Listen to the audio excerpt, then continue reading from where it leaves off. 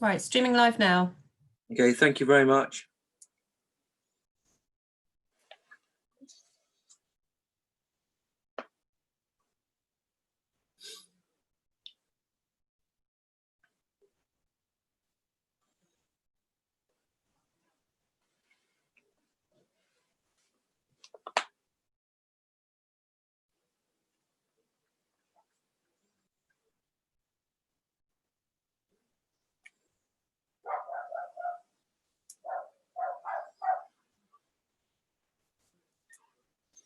Councillor Court, we can't hear you.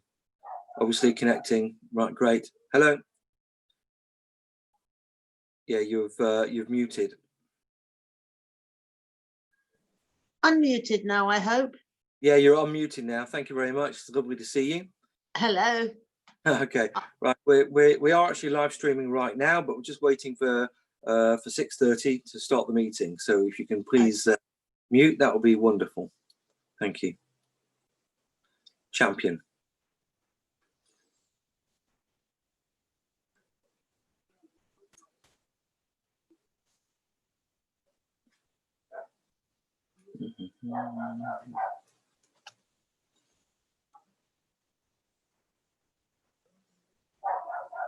Got 3 minutes, ladies and gents.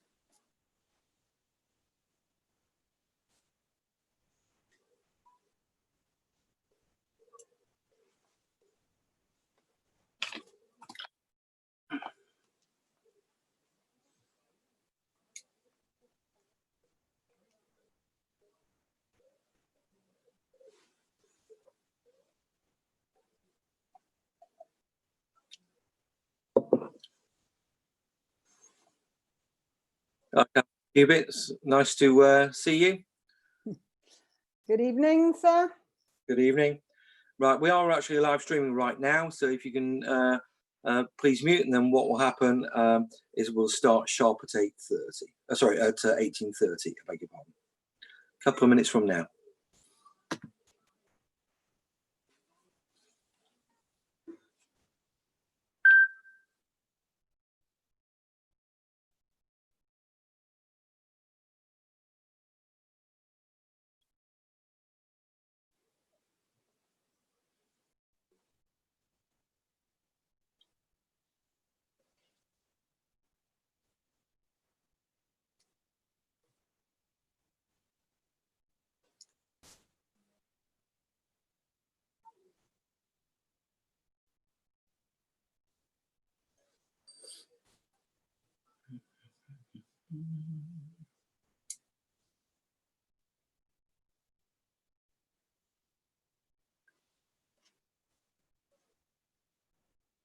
One minute to go.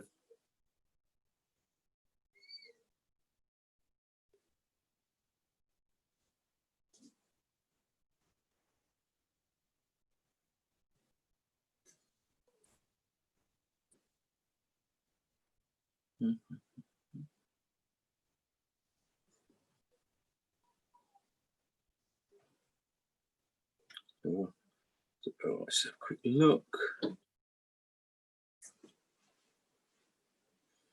Okay. So shortly about to start. Okay, time is 6:30. So I'd like to call the meeting as open. So first of all, I do have a script of some details that and rules that we're going to be playing with tonight. So I am Councillor Stuart Frost, the Chair of Economic Planning and Housing, and I'd like to welcome everyone to the meeting, which is being held virtually and in accordance with the Council's rules, I beg your pardon, for virtual meetings, which reflect the recently published government regulations. The meeting is being streamed live on YouTube and will also be available to view after the meeting is finished. Councillors who sit on this committee are identified by name on the screen, and I will introduce the officers by name before they address the committee. Councillors are reminded that although this meeting is being held remotely, they are regarded as being present in a meeting of the council, and they should observe the normal rules of behaviour under the members' code of conduct. and not allow members of their household to distract them during the course of the meeting. Please can members ensure that their mobile phones are now switched off or on silent, and members of the committee will then turn on their video link during the meeting and keep their microphones muted unless they have been invited to speak by myself as chair.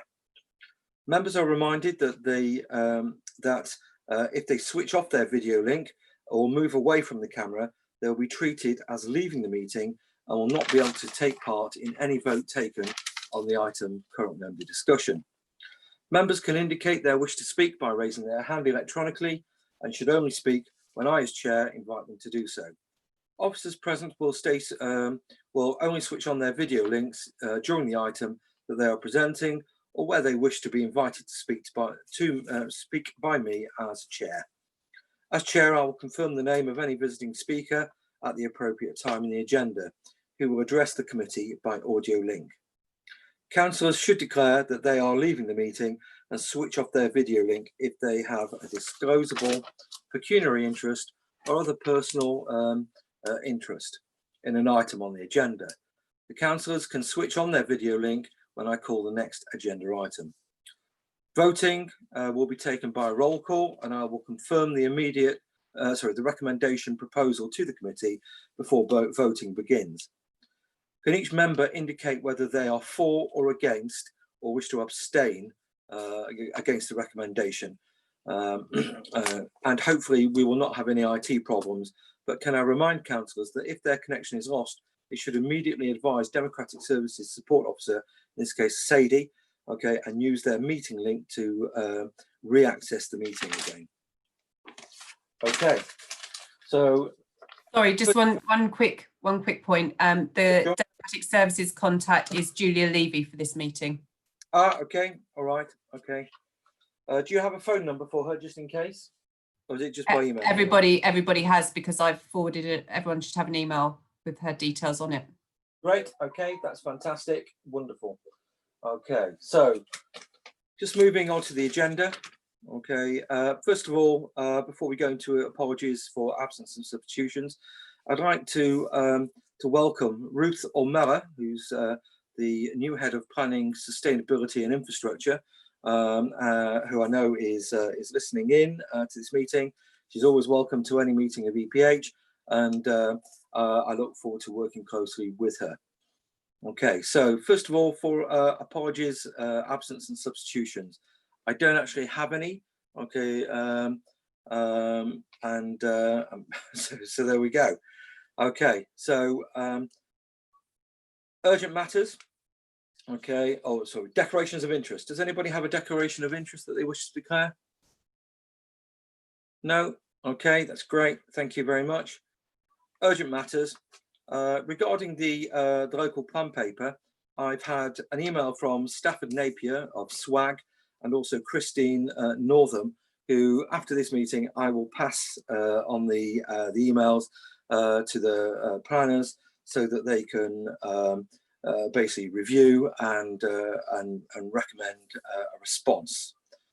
So moving on to item number 4. Okay, minutes of the meeting held on the 12th of March.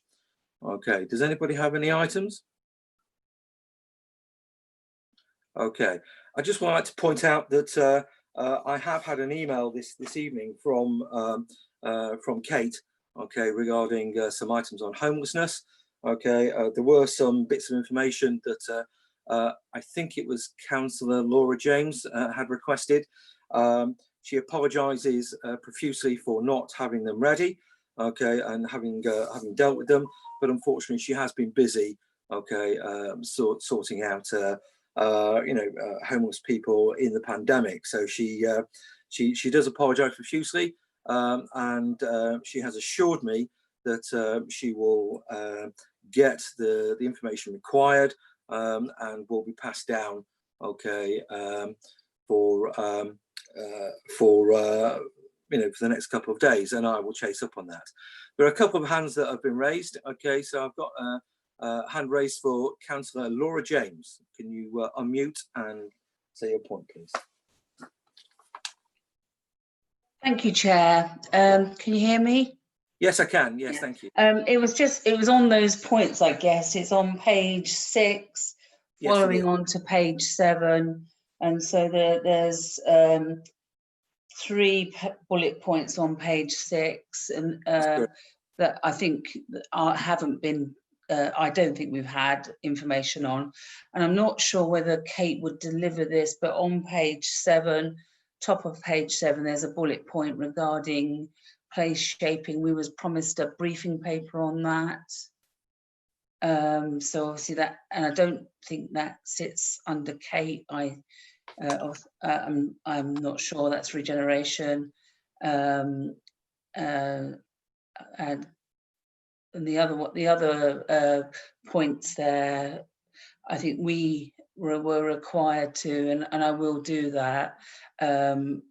Paul and I were going to submit a work suggestion for scrutinising place shaping. So I know that we haven't done that, so I apologise, and I will get that piece of work done. Thank you. So the other things are obviously outstanding as well. The one that I would like to ask, and I hope this is in place now because the bidding started today for the register. So the 3rd bullet point on page 7, review and amendment of the template. This is to ensure, if you remember, that people that Sure. apply for the register realise that once they accept their offer, Yeah. they are then taken off of the register. So I hope that that is in place today for those people that are bidding, and they realise if they accept an offer that they then are removed from the register. And I suppose that there's some urgency to that one as opposed to other things that are outstanding. Sure. I'll be following up with Kate tomorrow. Thank you. Okay, so if you meet, and Councillor Harvey. Thanks, Chair. On page 6, halfway down, we talk about KPIs relating to the homelessness and housing strategy. And I'm just wondering if you've had any feedback on whether or not they were taken up. I know it was a comment of the committee, but I don't know whether or not that's a comment that's been acted on or not. Maybe outside of this meeting, we could just have an update. Have those KPIs been produced? Are they going to be produced? And will the comment of the committee be taken forward? Okay, I will speak to Kate regarding that, and I will come back. Thank you. Okay, so with the exception of those items there, okay, can we take that the minutes of the meeting are accurate? Councillor Waldridge has her hand raised. Councillor. Okay, I haven't seen that. Okay, Councillor Waldridge.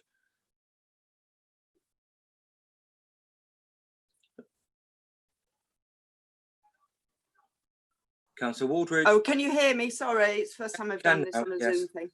Right, yeah, no, I'm sorry I was late joining the meeting. I had technical difficulties getting in, but I just wanted to say, I don't think it's going to be relevant to the meeting tonight, but I just wanted to say I've got a personal interest because I work for Sovereign Housing Association.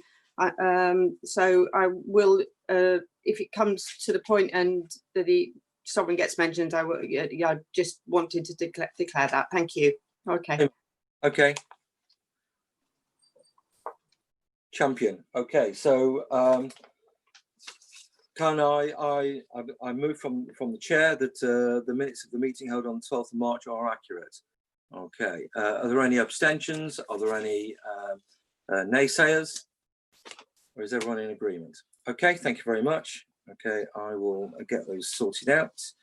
Okay, so moving on to number 5, which is recommendations from the Task and Finish group, considering the council motion of management companies and the non-adoption of road and environment in development. So for this one here, I would like to have Philip Hood from the Finance Department and Suk Bucock, okay, to join us as well, please. Are they there?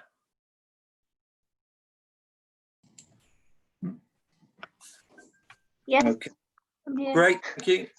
Wonderful. So what I'd like to do is I'd like to move, okay, and hand the meeting over very quickly to Councillor Janet Westbrook, who is chairing the Task and Finish group, just for a quick introduction of the paper, please, Janet. Thank you, Chair. Can you hear me? Yes, thank you. Yes. Okay. I'm pleased to introduce this report to the committee on behalf of the Task and Finish group. Several members of the committee have actually participated in the group along with other members, and there's been good cross-party working and general agreement to the proposals before you. Can we thank all the officers who've supported us through the process from several departments. For members tonight who've not been involved in the Task and Finish group, by way of background, following a motion to full council, the group was formed with the aim of establishing what as a borough we could do to encourage developers to transfer new areas of open space and play areas over to the borough for adoption, rather than to management companies. The benefits of adoption by the borough are detailed in the report pack on page 12 under 2.5. Members of the group discussed examples from their own wards where their residents have incurred increasing management charges and various other issues.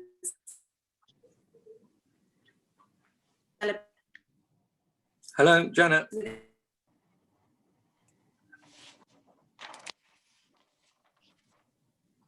Hello. Janet. Hello. Yes. Yeah, I'm sorry, you cut out there. Could you please just go back half a sentence?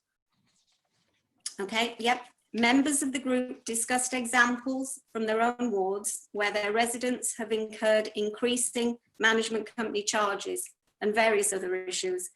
And it was agreed that we would approach developers with a series of questions with the aim of establishing what, if any, were the council policies that could be reviewed that may be acting as barriers to developers handing the areas over for adoption.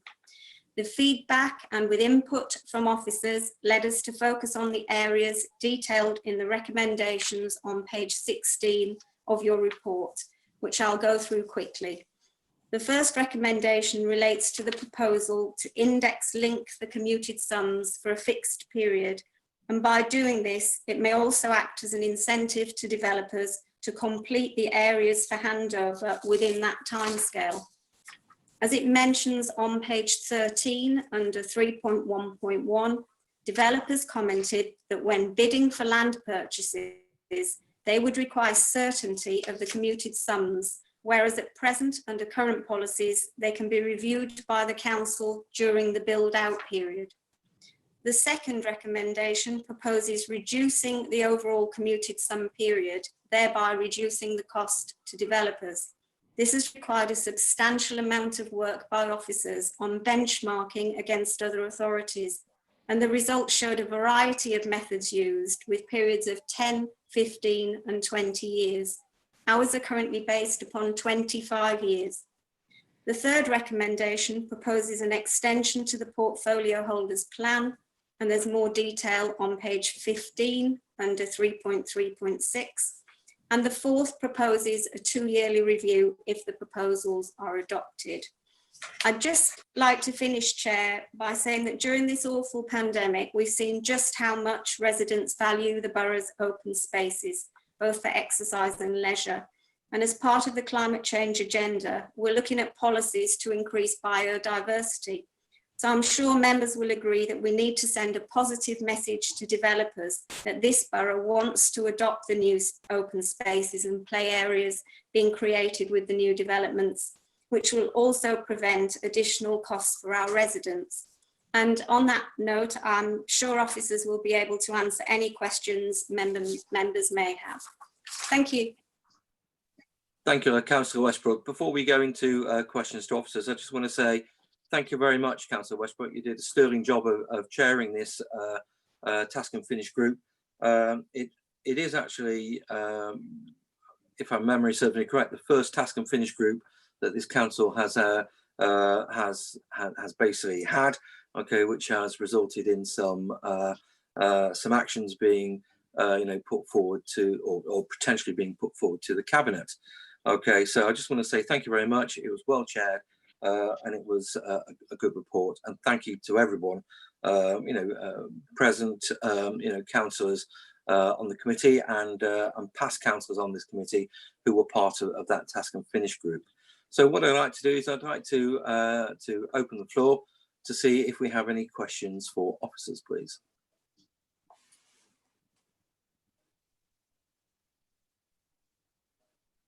No, no one raising their hand. Okay. Right. Okay, Councillor Harvey, I see that you've raised your hand. Thanks, Chair. Can I thank Janet for chairing the meeting and members for being involved, because there's quite a few around the table this evening that we're, and many that aren't here this evening that were also part of it, each making a contribution in their own experiences, and also the officers from the different disciplines of the council that came together to share their expertise from their various disciplines. It was quite a productive lesson learning exercise, I think, in listening to each other's disciplines, because necessarily each part of the council wasn't as easily communicating perhaps as we would have liked them to have been in the future. And this learning process for us as councillors, as much as those officers, has been incredibly important. So I think the exercise from top to bottom has been very, very useful, and thank everybody for that. I really do. And may I ask a question relating to 3.3.6? And really this is just, where does this bit go? And I'm wondering if this falls into what we might talk about later, or what the other team of officers relating to the local plan might pick up and run with. If we look to this going forward, is there a set of policies or a set of wording that might work with the portfolio holder plan, but also the local plan, in terms of how we might draft policy to pick up the lessons being learned from this particular piece of work? And then on page 16, just in general terms, would we be able to, as a committee, refer a matter relating to Manydown to the MOC? Because obviously as a landowner, we as a council will be looking at how that land in the future, our land, if you like, as a developer, will be managed. And I think the lessons that we might learn from this piece of work relate to us as much as an authority persuading other landowners, as much as us being a landowner ourselves. So I think maybe there's a piece of work for the Manydown committee that it could pick up on, just to pick that up as landowner. And I don't know whether that's possible, whether you could refer it as chair, or whether officers need to take it forward, but I wouldn't want it to be lost. Thank you, Chair. Thank you, Councillor Harvey. I'd have to have a think about that, but I would probably look to refer it on to the Manydown committee, because that's obviously where's that put. Let me have a think on that, and I'll come back to you privately. Okay, can I have, I've got a Councillor James. Was that Councillor Gavin James or Councillor Laura James that raised their hand? Laura James. Okay, I do beg your pardon. All I got was Councillor James. That's okay, that's fine. Mine's on page 12, 2.5. Janet made reference to the bullet points there. Can I ask a question of the officers in relation to the third bullet point? What does this really mean? I don't quite understand the implications of this and what that's actually telling us. If that could be explained to me, please. And also, can I echo, thanks, Janet, for everything you've done. I really appreciate all the hard work that you put into this. I've got a couple of other questions. Shall I do it at the same time? The other question I have of officers is in relation to the proposed recommendations. How do we, if this goes to Cabinet, the recommendations on page 16, we're going to need a simple report that comes back to us as a committee to say that they've endorsed these proposals. I think that's important that we get that. And the other one is the fourth recommendation about the 2-yearly review. It's really important that that is timetabled in, so we know that that's going to be a piece of work that comes forward every 2 years for us to look at this and maybe review after the first 2 years as to whether this has worked or whether it hasn't. What difference has this made, and do we need to look at this again as a piece of work going forward? Thank you.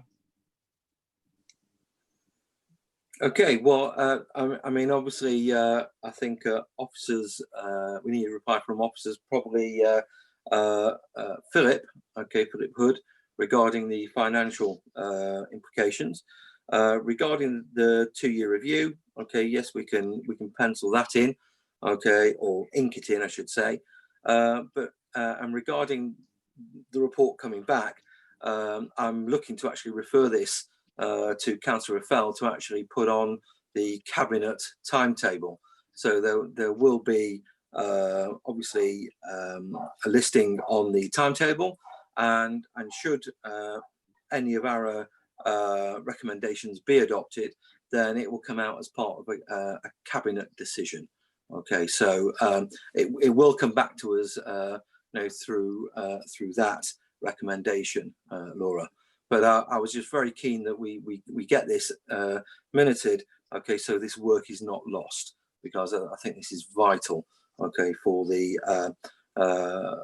for us moving forward. So do we have? Sorry, can I just go back on that? I think it's also important. I think it's important as a committee. So we've done a big piece of work, or a good piece of work. I think we need to know just a very simple report coming back. Yes, these are the recommendations. This is what the cabinet are going to take forward. I will undertake to come back to the committee, okay, with details as to when the cabinet will be debating this, okay, and obviously back from the portfolio holder, okay, if anything has been adopted or not. So I will come back to the committee on that. Okay, so thank you, Councillor James. We still need answers to your first question. Okay, do we have Philip Hood on in the meeting?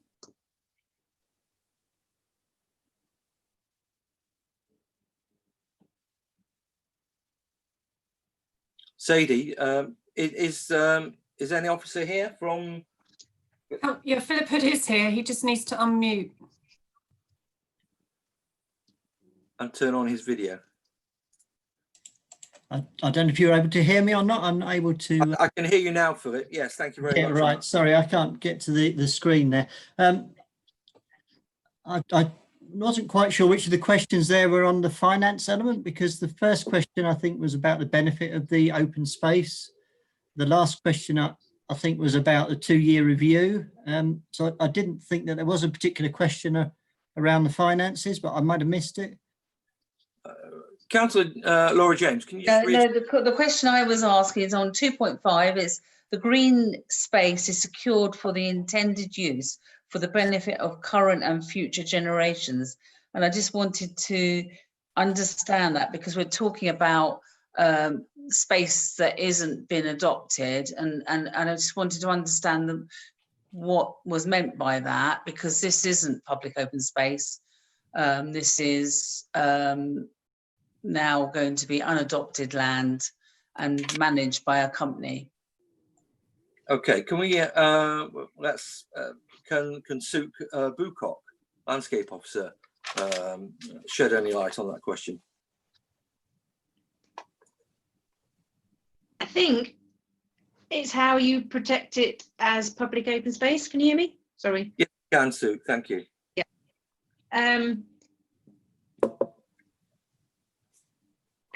The benefits of green space being adopted and transferred to the council are, if it comes to the council, it is automatically, when it's registered, it is registered as public open space and therefore has certain protections. When it goes to a management company, Yes. there's not the same amount of protection. Recently, we've already, well, sort of ongoing at the moment in Lichpit, we have pieces of public open space that have been sold by public auction. Whilst in planning terms, they're still public open space.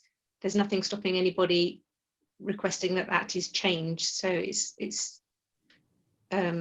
is something that needs to be looked at as how we can secure it as public open space, so it can only be used as public open space. Can I just come back on that then? Sure. So my understanding is, so an example in our own ward, we have pieces of land that are not going to be adopted, but are public open space, so they're accounted for in relation to section 106. But it is going to be managed by a management company. What happens there? Because obviously the community are now responsible for the upkeep of that in financial terms, but it is part of the requirement under the local plan to be allocated as open space, public open space.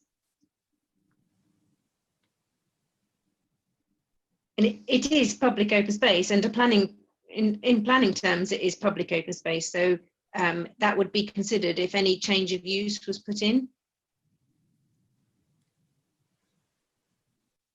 Sorry, so can I just clarify, you're saying that in the future, it isn't public open space in perpetuity, that it could come back and they could do a change of use and we could lose that as public open space, even though it's part of the planning application?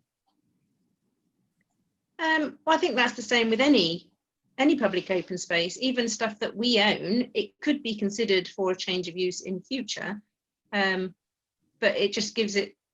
They would have to mitigate. So I'm not in planning. I don't actually know the full process, but if to lose what's been designated as public open space, I believe they have to mitigate. So they would have to provide an equal amount to mitigate what was being lost. But I think that's more of a planning question than what I would be able to answer fully.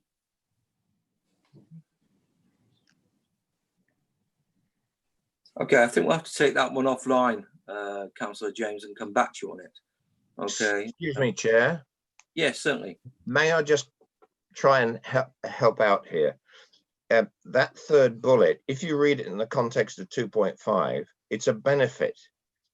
The benefits of green spaces being adopted by and transferring to the council are 1, 2, 3.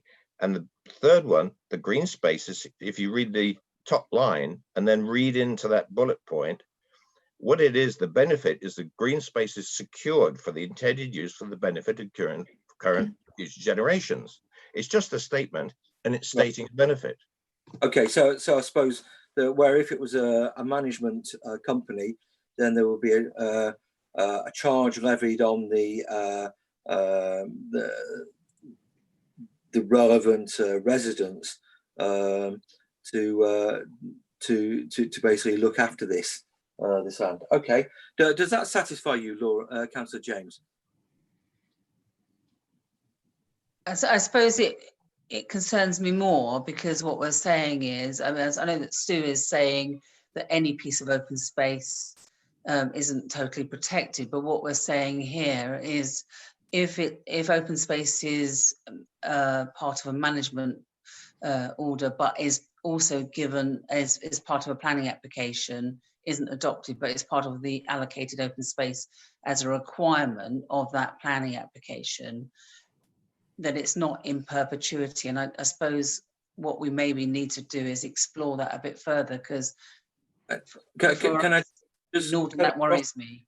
Can I just cut across you there, because it actually says 2.5, the benefits of green space being adopted and transferred to the council are, okay, the frequency and quality of maintenance of the green space will be carried out to an acceptable standard.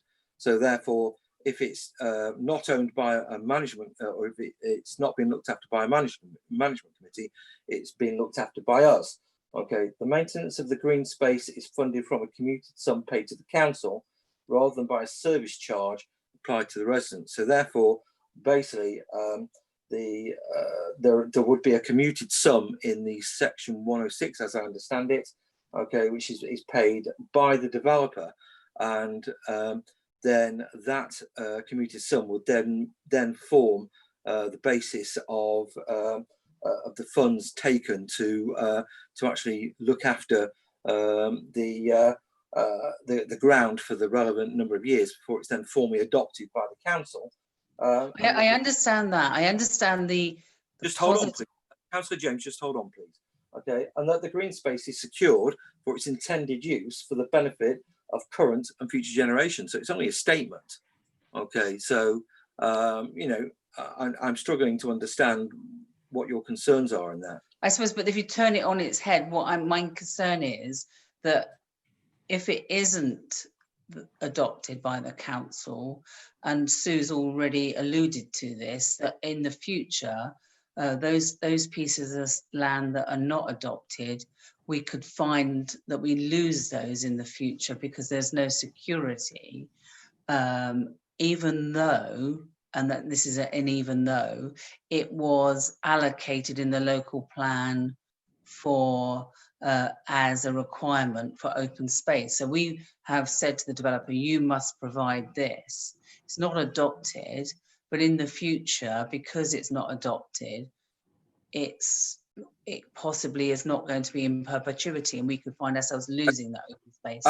As I understand it, I think it's more a case that at the moment, okay, developers, rather than paying us a sum of money which we can then use to actually keep the land to an acceptable standard, that's being passed off to a management company who can either charge residents, okay, an arm and a leg, okay, for looking after that piece of land, or charge them an arm and a leg and not looking after that piece of land.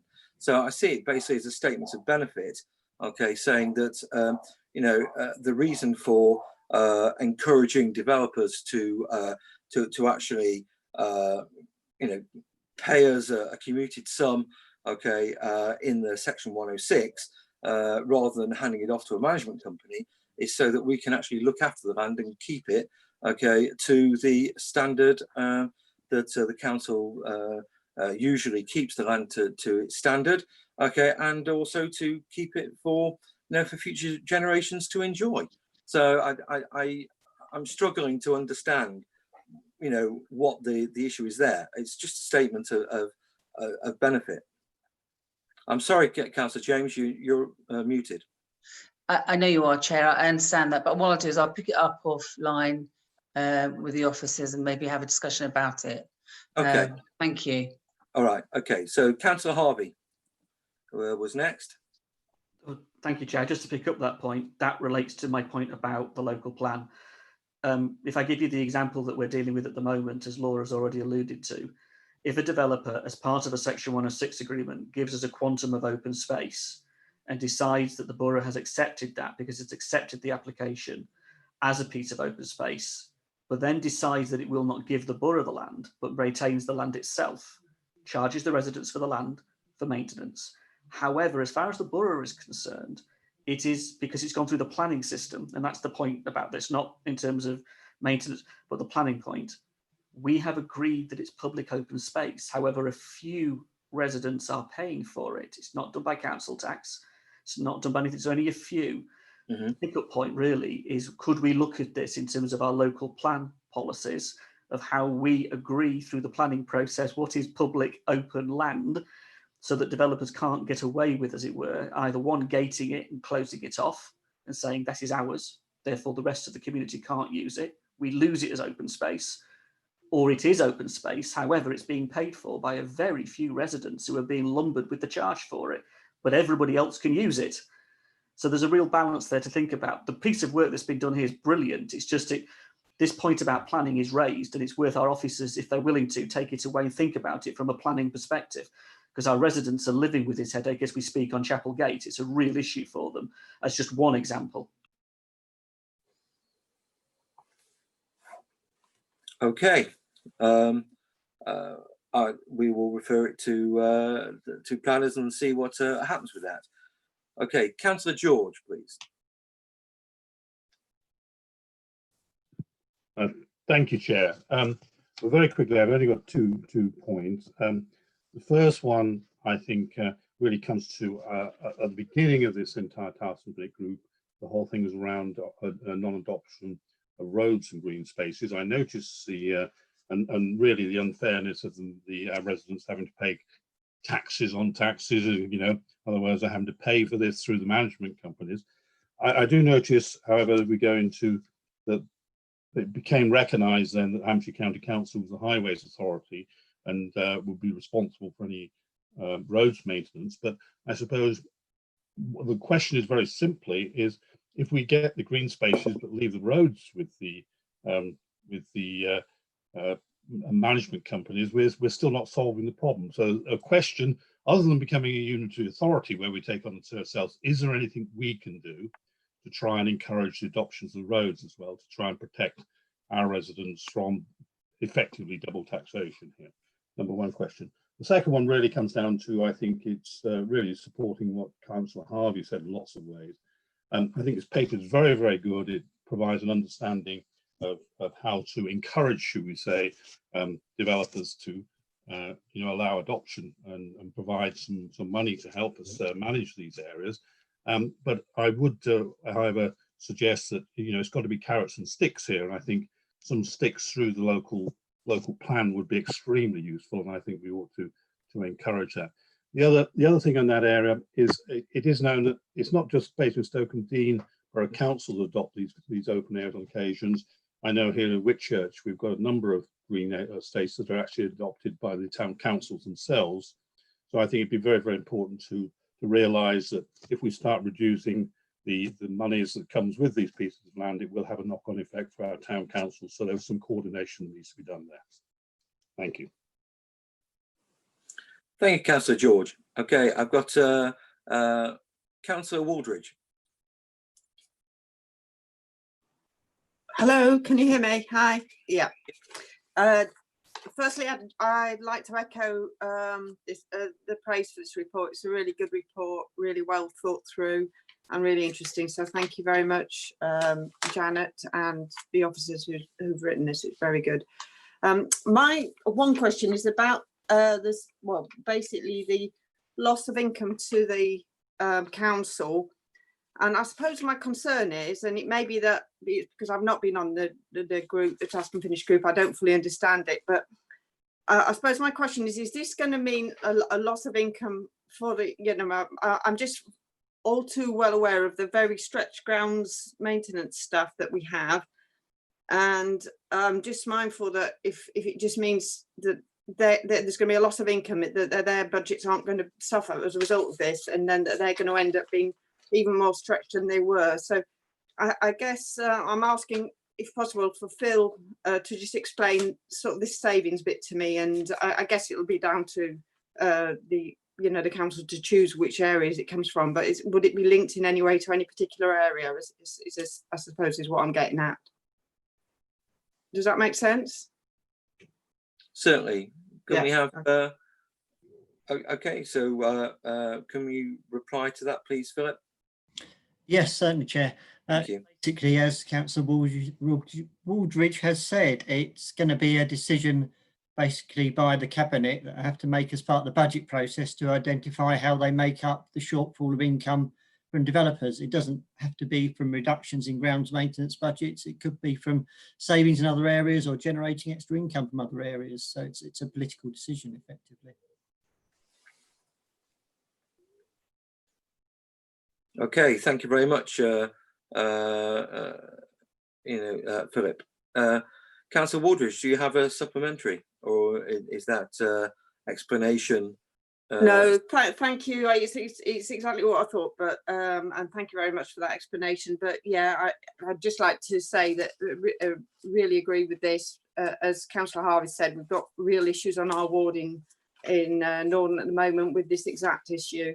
And anything to try and stop this happening is great. So thank you very much.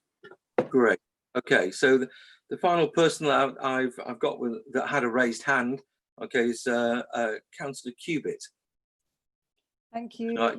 Mr. Chairman. Right, I don't know who this. Firstly, Sue made a comment about Lich Pit and an experience that we've had recently. I just, as an FYI. I'm not sure that's a useful example because it has a section 52 on it, and our lawyers in Basingstoke Borough Council have already assigned a local land charge, and we have absolute claim over that open space. So I don't think that's a good example, but you might want to provide a bit more information on that.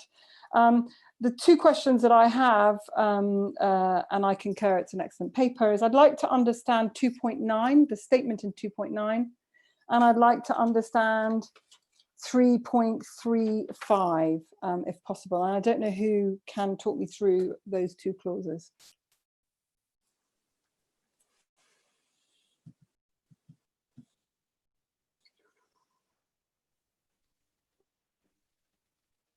Just on the first point, you're correct. It probably wasn't a very good example because that one does have a section 52. However, it does explain how down the line, if the land isn't owned with us, potentially we could get in requests of change of use, or they haven't put in a request for change of use, but the ownership is changing, which makes things difficult.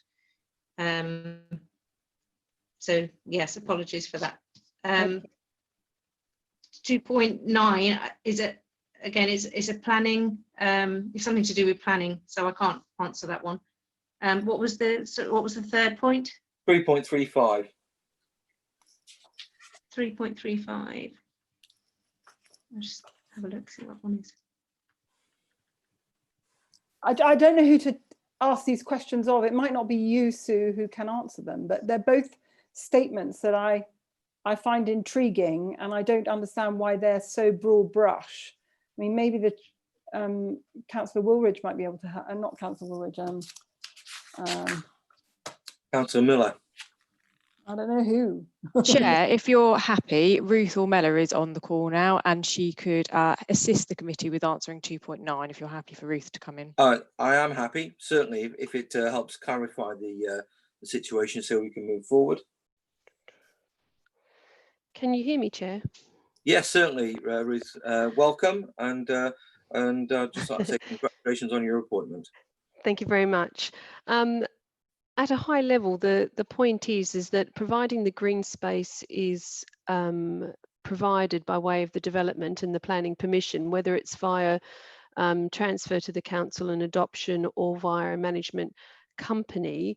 The planning consideration is whether the scheme is acceptable or not in planning terms, rather than actually the concern around who's actually owning the land, as long as that space is provided. So we don't actually have the power to insist that it is transferred to us, which is the reason why many developers would opt for the retention of it and continuing to manage it as part of a management company. I'm not sure how common that's been in this borough, and being new, that would be difficult for me to answer to, but we couldn't refuse a planning application on the basis that the land was to be kept and maintained for open space, but not in the ownership of the authority. That wouldn't be a planning reason for refusal. Thank you, Ruth. Councillor Cubitt, does that answer your first part of the question? It does, but if you wouldn't mind, Mr. Chairman, if I could have a secondary with Ruth. Hi, Ruth. You say that we don't have the power, but is there any, and this allies with Councillor Harvey's point and Councillor James's point, is there a way that we can, going forward, within the structure of our local plan update, compel the release of that land? And I think that's ostensibly where everyone's coming from, and that's why that 2.9 jars to me, because it looks like we accept it as a fait accompli. Is there anything we can do? I think that's just something that we would have to look at. I'm not familiar with there being a mechanism that we could use to compel, but I'm happy to progress that question and understand if there is any mechanism, but it's not something I could answer tonight. Don't worry, that's really kind, Ruth. And I'd love, Mr. Chairman, if you could have that as an action, if there was any way that could feed into our local plan update where we could compel, I think all of us on this committee would be incredibly keen for that to happen. So the second question was 3.3.5. And again, I don't know who wrote that, because it's very odd, because the whole point of this task force, I thought, was to look into this double taxation, non-adoption, these rinky dinks that developers do to sweat the asset a bit more and get revenue flow post-development. And then we make this statement, it was not felt that the overriding objective of limiting management companies could be stipulated. And it's a really bizarre clause that's popped in there. So I don't know who wrote it, but I'd love someone to explain to me why it's there, and the rationale behind it, and whether it's true or not.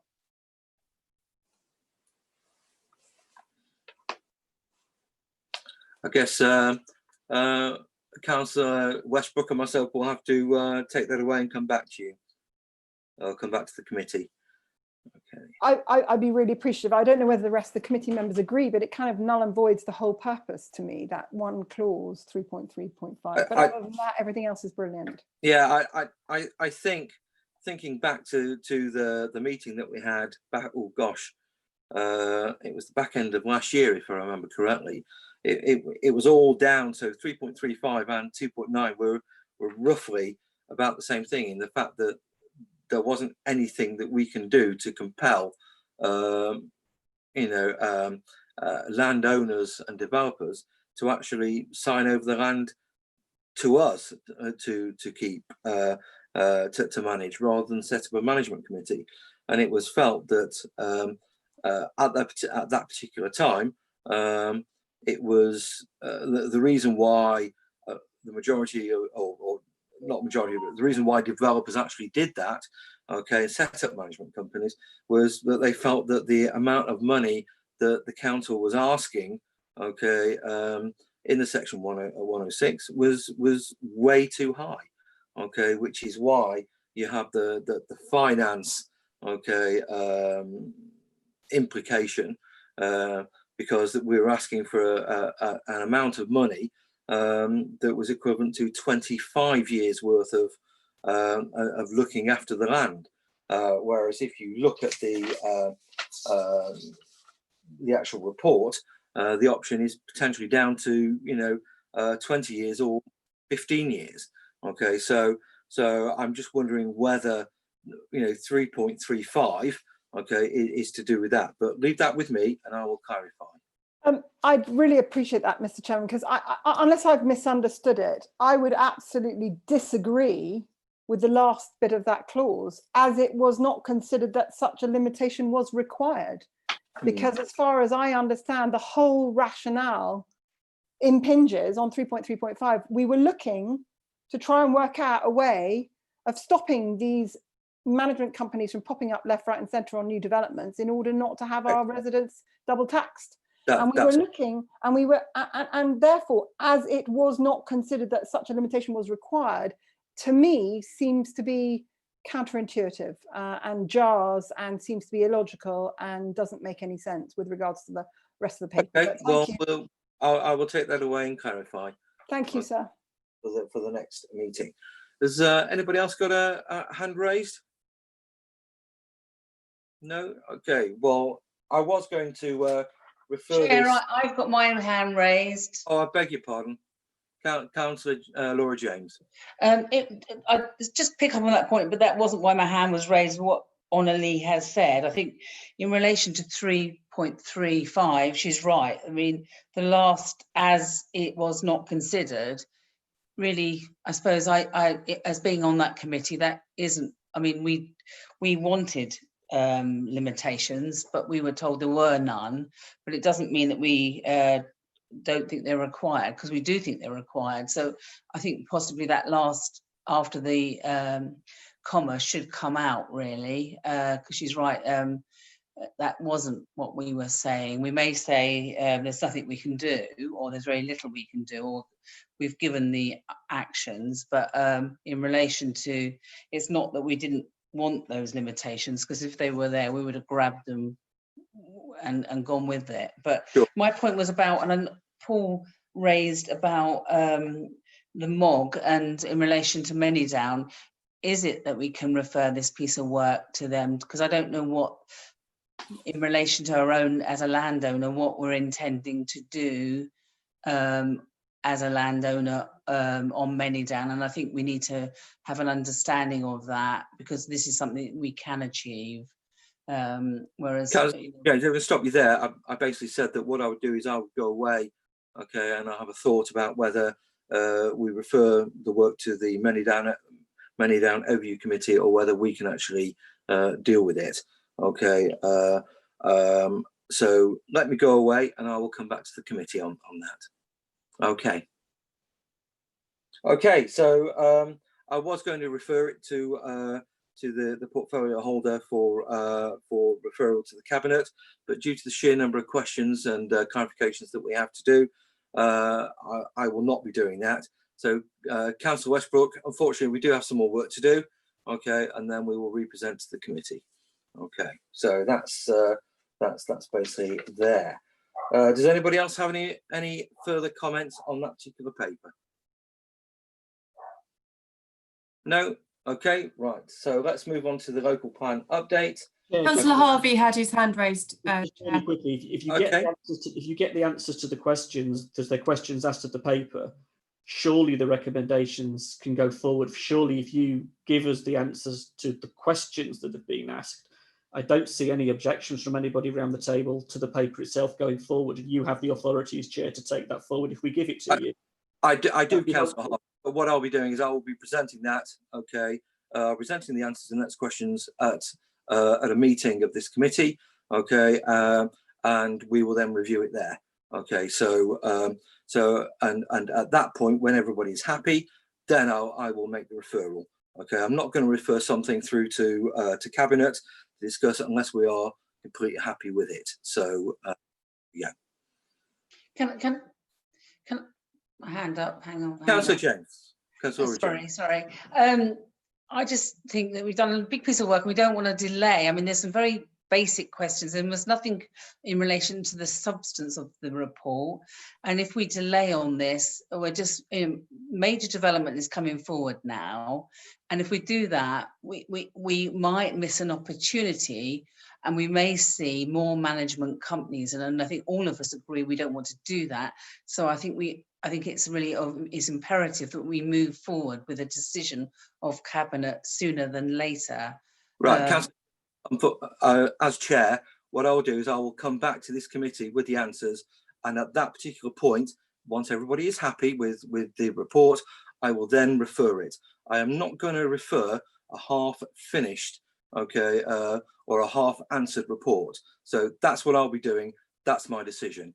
I have Councillor George has got his hand up as well, and also Councillor Waldridge.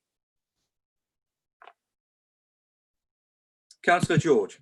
Sorry, yes, really just to, I suppose, go on that point, I was a little unhappy about it going forward now because, as I think I mentioned in my earlier comments, I think this does have an impact on some parish and town councils, and we need to really consider the impact on the lands which they are currently or going to in the future to take into management under Section 106 agreement. So we've considered the implications on Basingstoke and Dean, but I'm not sure we've considered the impact on some of these parish and town councils. And certainly I know of several Section 106 agreements within Whitchurch where we are going to take it on, and I think they need to be aware, we need to be aware of what the implications of that are for them as well. Right, thank you, Councillor George. Councillor Waldridge.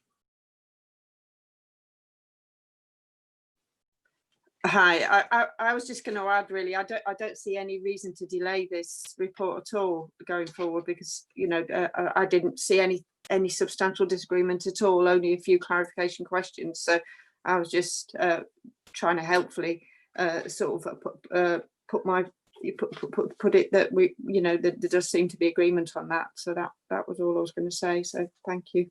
Thank you, Councillor Waldridge. My answer earlier stands. It's my decision. I will be presenting clarification back to the committee. Okay, and once everyone is happy, I will then refer the paper forward. I'm not prepared to refer a paper forward, okay, until everyone's happy with it and it's been fully clarified. And obviously, there've been a couple of points that need extra clarification. So that's my decision. Okay. Right, okay, so what I'd like to do is move forward onto the local plan update. Okay, so if we can get the officers Sorry, for that. can I just answer Councillor George's point? I did have my hand raised. Great, okay. On Councillor George's point about very quickly, Councillor George's point about the parishes and town councils and the impact it will have on them. If land in a 106 agreement is going, if in the 106 agreement, they're party to 106 agreement and the land is to go to them, they would agree their own commuted sums, so it wouldn't actually affect, they could sign up to our pre-agreed commuted sums, or they can put their own commuted sums in there. So there is no direct impact on parishes and towns.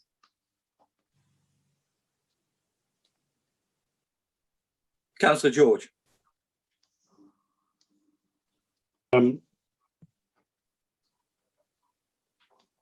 Councillor George.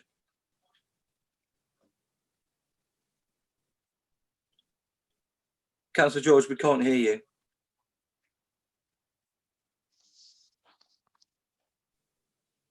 Okay, so what we'll do, thank you very much, Sue, and what we'll do I'm is, back. Councillor George, very Sorry, quickly. yes. The reason I raised that position is because I think there's some discussion in here about the retrospective impact of these changes upon existing 106 agreements, and that's the only reason I raised that. There's some discussion in there of that particular issue, and I know we have some existing Section 106 agreements for Whitchurch, so that's the only reason I raised that. All right, thank you very much, Councillor George. Okay, so what I'd like to do is... Sorry, Councillor Frost, Councillor Westbrook has her hand up still. Okay, thank you very much. Councillor Westbrook.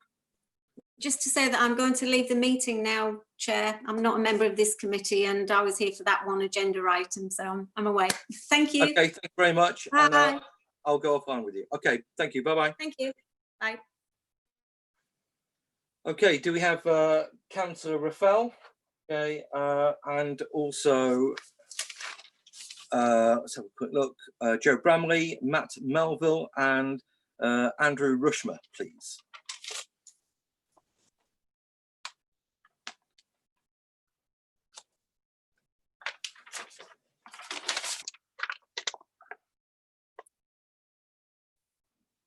Okay, let's have a quick look.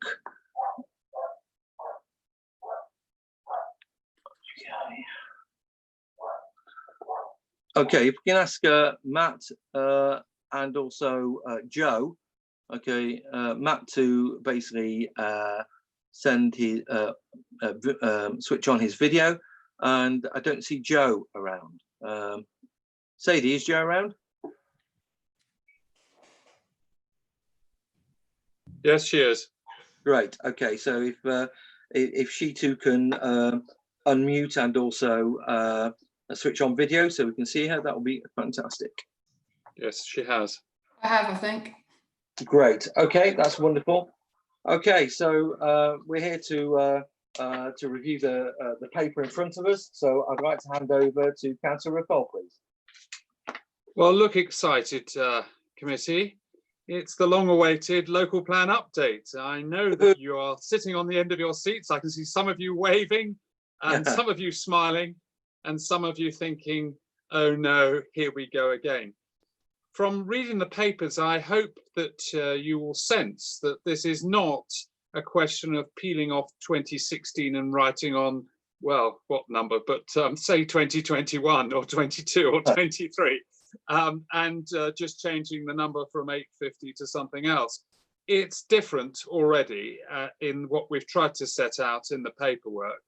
And with your input tonight, it will keep being different. This isn't a question of tearing up the previous local plan. What it is a question of building upon it and taking what is good from it and enhancing that and adding to it the things that we now think are missing.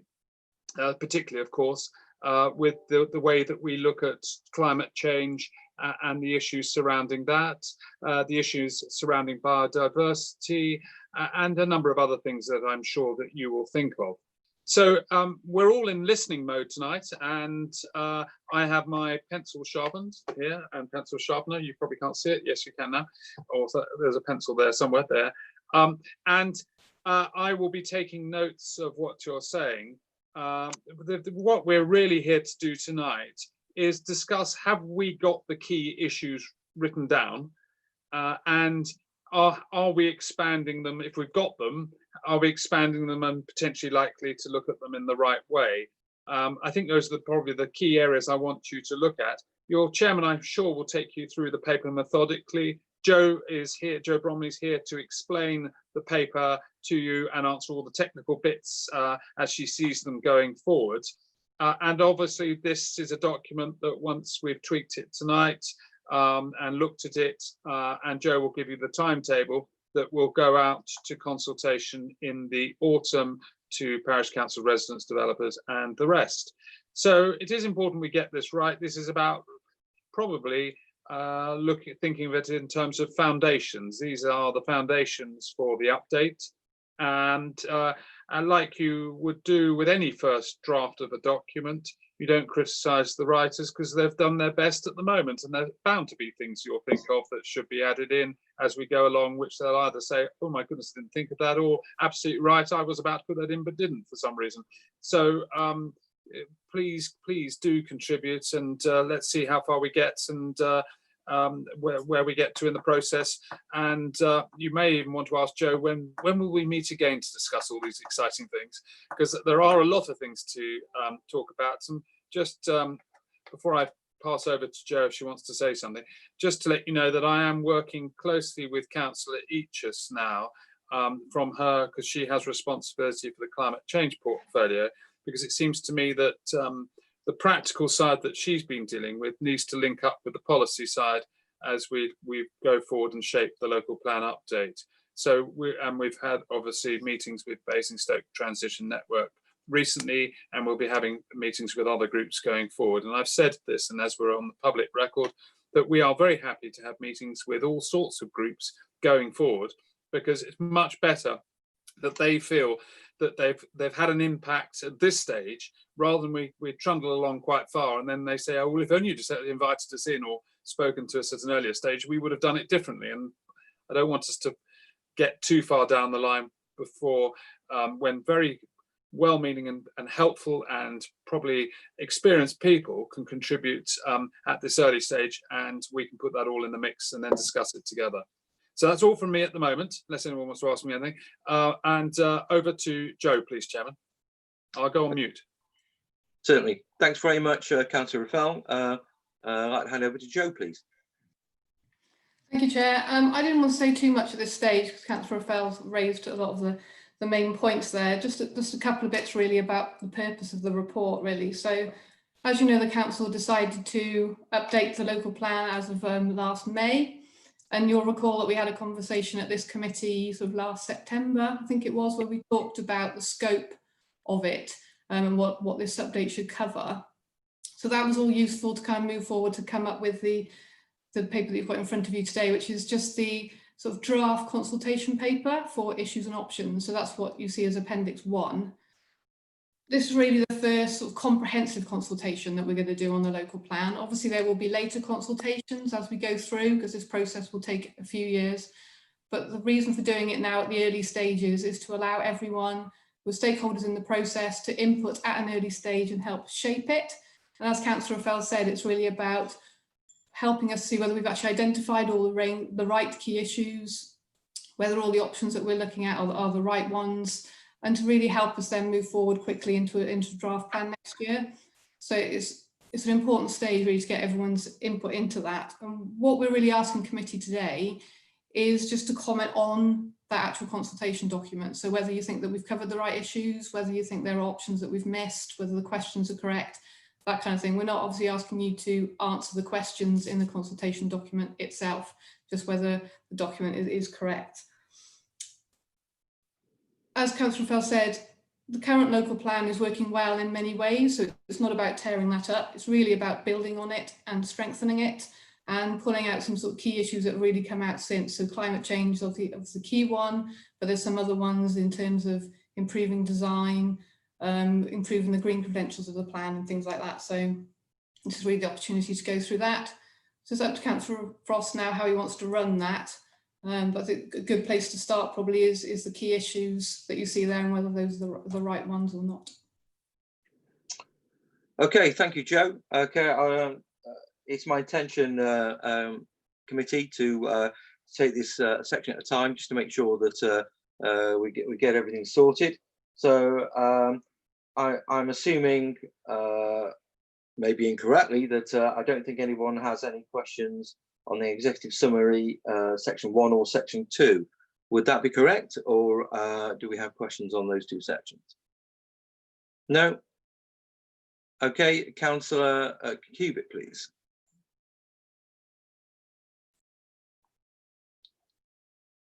Councillor Kpis, can you unmute? Yeah, I'm coming. Thank you, Mr. Chairman.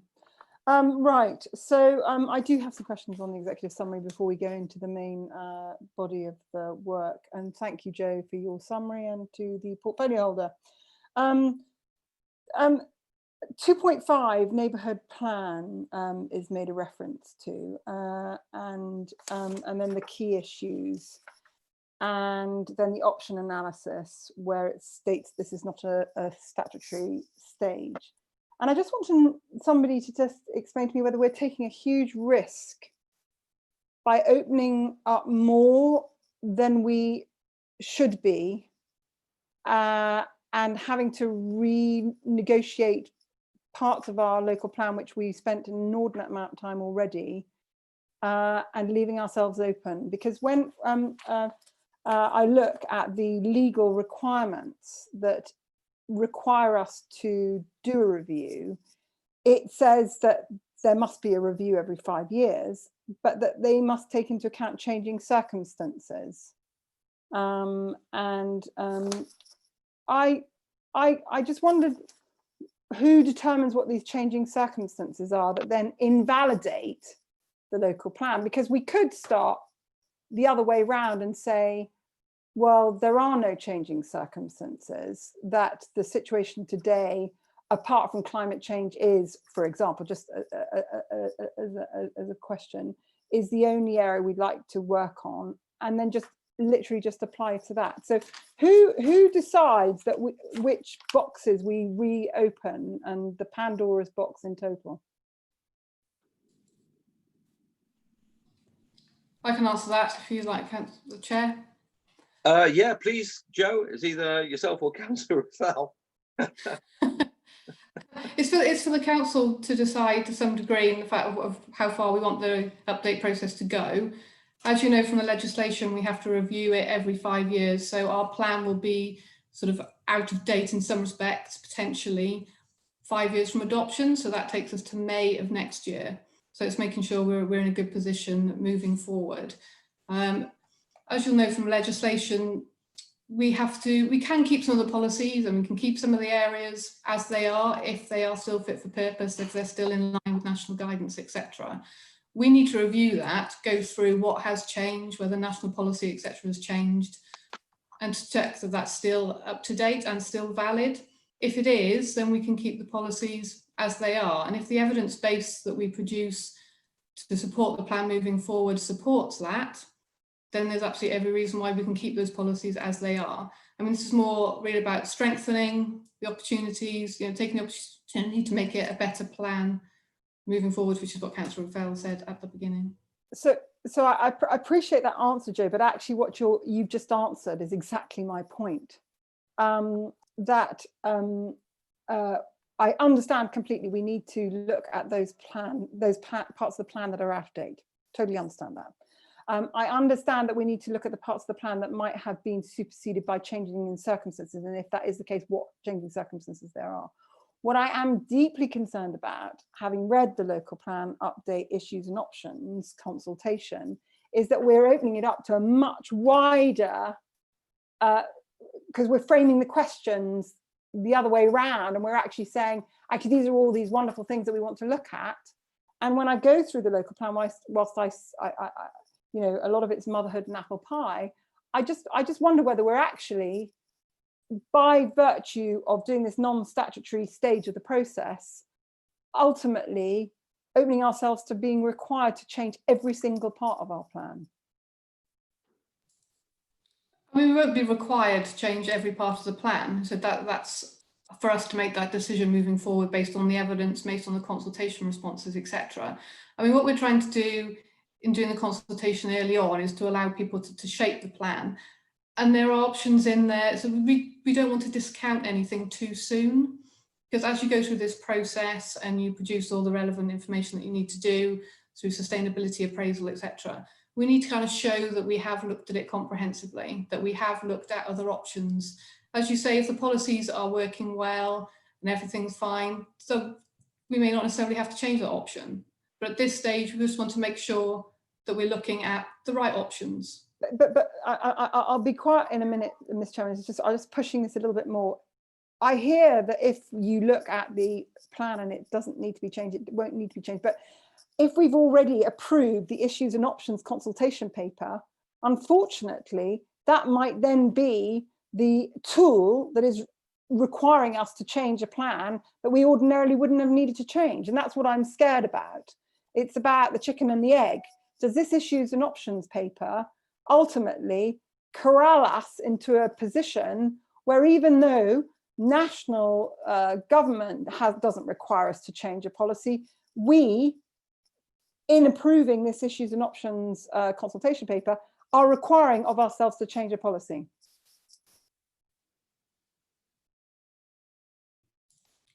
I mean, I personally don't think that would be the case by asking the questions, because the consultation will be one part of it. It will be based on many other factors, such as the evidence base, what the objectives of the council are, and the wider picture. So a judgment will be made following up consideration of all of those issues.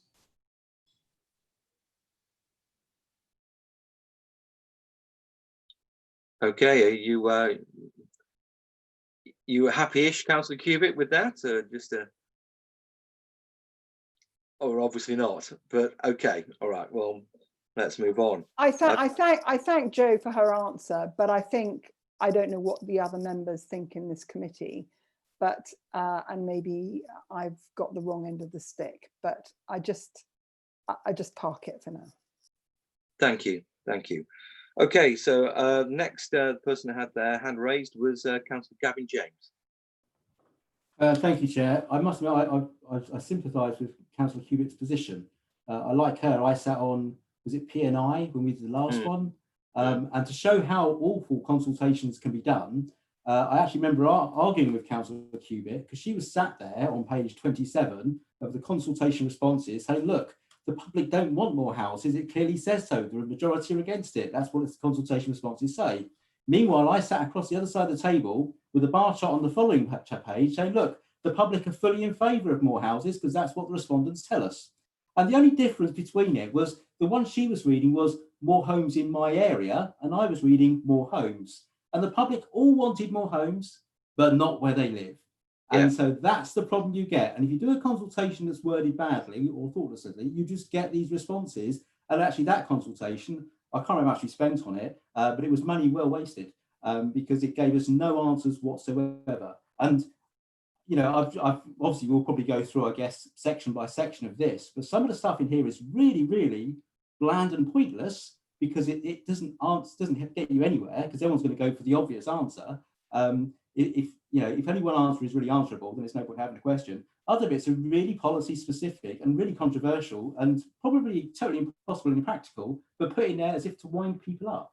So as we go through, you know, I'll highlight some of them, but I just wonder, like Councillor Cubitt, if it's not a part of the process, why don't we just sit together as a committee and start reviewing each part of those policies, deciding whether they need looking at or not, then maybe consult afterwards, rather than, I think this is going to open a lot of wounds that have only just healed from the last time we did the local plan. And we don't want Councillor Cubitt rage quitting the Conservative Party all over again, do we? Thank you. Just coming back on that, I mean, that is what we did in the September committee to some degree, where we went through the areas that people thought were important to change or otherwise, which is what's led us to this. I mean, throughout the report, it does say, as you'll know, that in some cases, if the policy is working as it is, you know, there's an option in there about keeping the policy as it already is and not changing it. So that's in there as an option each time. I mean, if you think there's certain subjects we've gone too far, that'll be useful for the committee to point those out to us. Councillor James. Sorry, Councillor Gavin James. Do you want to come back on that? Chair, as we go through, I'll highlight the ones I don't like. Okay, thank you very much. I look forward to that with alacrity. Councillor Cubitt, you've got your hand raised. Sorry, there are others also that have. What I was going to say is, could we do this in tandem with the actual plan? Is that possible tonight? Because it's a bit like an organogram and who's responsible for what where. Because if you talk in holistic terms and you go through this, which EM and which CN1 policy does each bit refer to? Because that would be a much more honest and attached to the foundation debate than this in its own floating separate from the local plan. I mean, the report is written as it is because it's a public consultation and it's looking at broad issues rather than actually going through and looking at the wording of individual policies. That will be sort of the next stage, really, that you're talking about there, where we're going through individual policies in detail and seeing whether there are any that need to be tweaked or changed. So I'm not sure how useful that would be today to do that. That's up to the committee.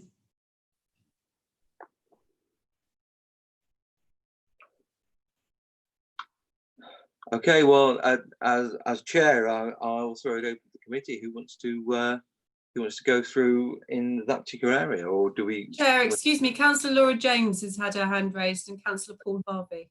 I understand that, Sadie. Thank you very much. I did have them noted down. I was just coming through and asking just who wants to go through the report in that sort of way. Personally, I personally would like to go through the report section by section and then look at the questions that are being asked afterwards. Okay, just to see whether we've actually got everything covered. However, okay, if the committee is minded to do things differently, then now's the time to say. Okay, I'd like to go on to Councillor Harvey, please.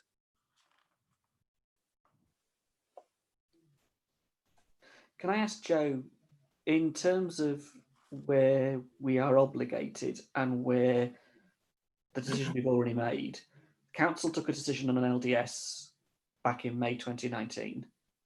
We've agreed to do a review of the local plan. So it isn't a new local plan, it's a review of the local plan. And will that have to go to an inspector to be approved eventually? If my understanding is it does, therefore, are we obligated to do this piece of work in this way that might, as others have raised, perhaps ask in a number of areas self-fulfilling questions that, you lead people down a particular path of conversation that gives you particular answers that you might not like the consequences of later on in the process?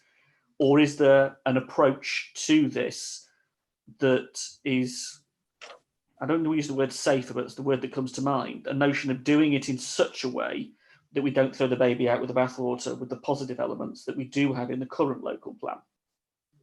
Or is there then a risk to JR? Is there then a risk, because we've already pressed the button on it last May at full council, that we are open to criticism from outside bodies, whoever they may be, to say, actually, you're not doing that right.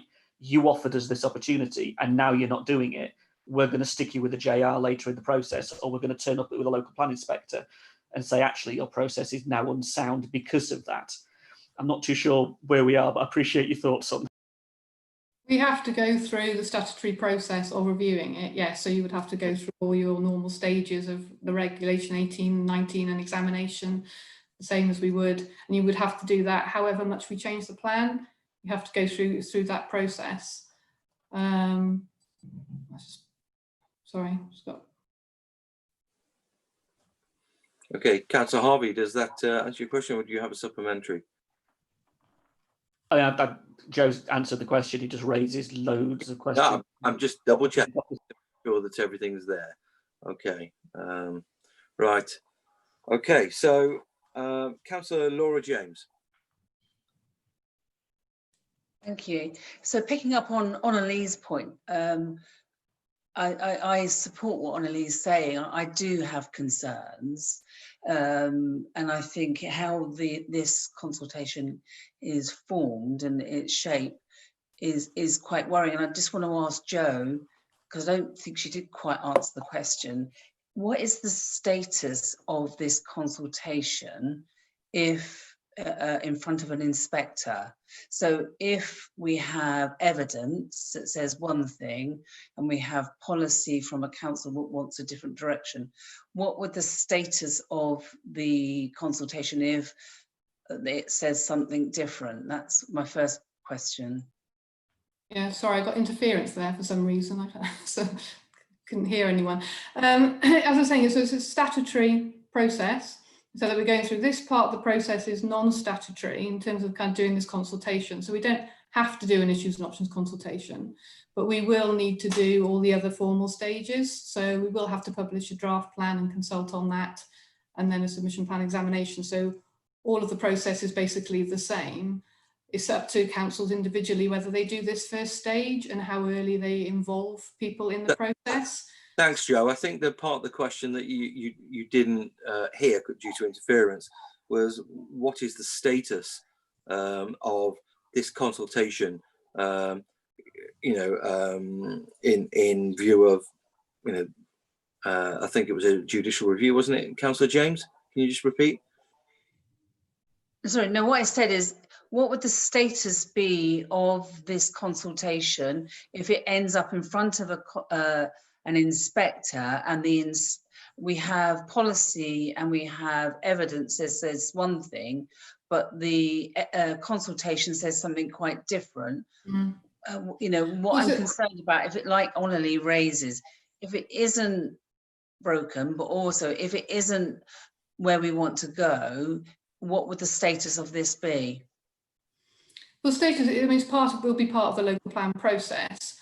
This consultation itself really probably won't be that important from the inspector's point of view, because it's non-statutory and it's so early on in the process. The inspector will be more concerned with the comments that they get later on in the process, which will be formal, and they will go through all of those in turn.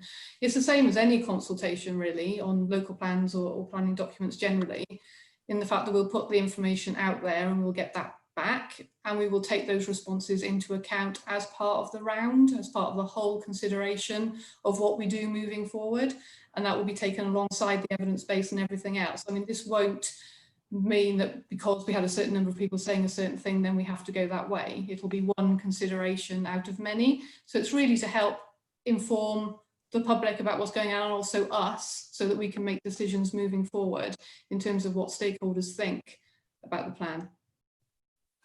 So following that then, so what Onali was saying about linking it to the local plan, I'm not sure that I have the skills to do that, Onali, but if you think it's relevant, I don't know that we do that. But I think in relation to these questions, I do have some concerns, real concerns about them, each one really, in what we might get back. So I think it's so important that we spend some time considering it really. And my question before I was even going to raise this, what I was going to ask was about the timetable in relation to this went to cabinet, to full council in May. Have we slipped, and what does it look like, the timetable now? Have we got an outline of what that is going to be going forward?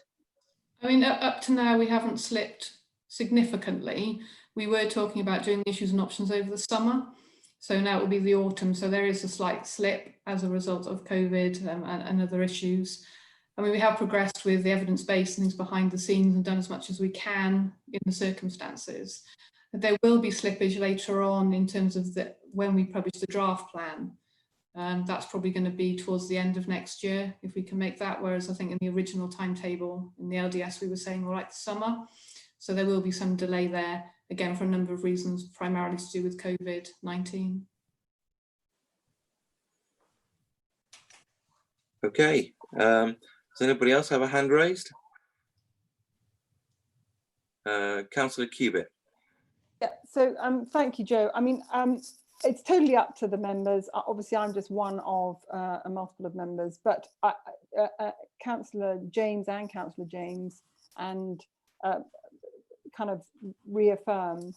I suppose I would love to know whether everyone's happy, because the other way of doing it is going through the plan, which I've got here, and instead of gold plating it, because we can't cross-reference, because each of these sections of the local plan update, if it was informing a new plan completely, would be completely valid. But actually, so the whole purpose and premise of my question from the beginning was that we as a council are very renowned for gold plating things that we don't have to, and there isn't a legal obligation to do. And I completely understand that if it were proven as per current legislation that our local plan was not consistent with national policy, I completely understand that we would need to amend, because that's on page 6 of 185 of our local plan. It says here it's consistent with national policy. So I completely understand on a review that if it transpired that EM whatever or CN whatever didn't meet with current national policy, then that would need to be amended. I get that. I completely understand that if for whatever reason it is incumbent upon us that we have to increase the number of houses that we have to develop, that needs to be reviewed as well. So the sites would need to be reviewed. I completely get that. What I'm nervous about, but if everybody else in the room or on Zoom is happy, I will shut up because we've got a long night ahead. I'm nervous that we'll be looking at 4 key issues, tackling climate change, that we'll be saying motherhood and apple pie things, which we won't understand today, will have massive ramifications and will end up requiring us to amend a policy that actually currently isn't required of us to be amended. And that's all the point I'm trying to make. And I don't want to be a pain in the neck. I know I am a persistent pain in the neck, but that's the only point I'm making. But I appreciate that I'm only one member of a number of members, and I will shut up if everybody else is minded for me so to do. I mean, I would, in a way, I would tend to agree with that we are not saying that we're going to update all of it. I mean, if the consultation document says something different, that would be worth exploring if you're thinking that from your view.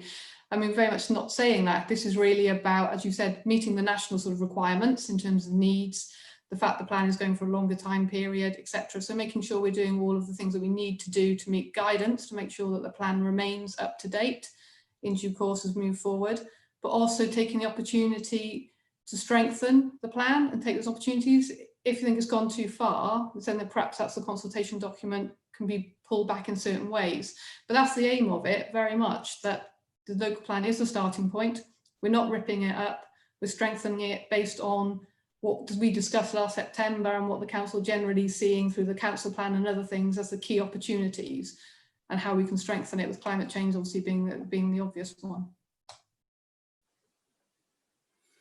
Okay, next questioner I've got is Councillor Gavin James.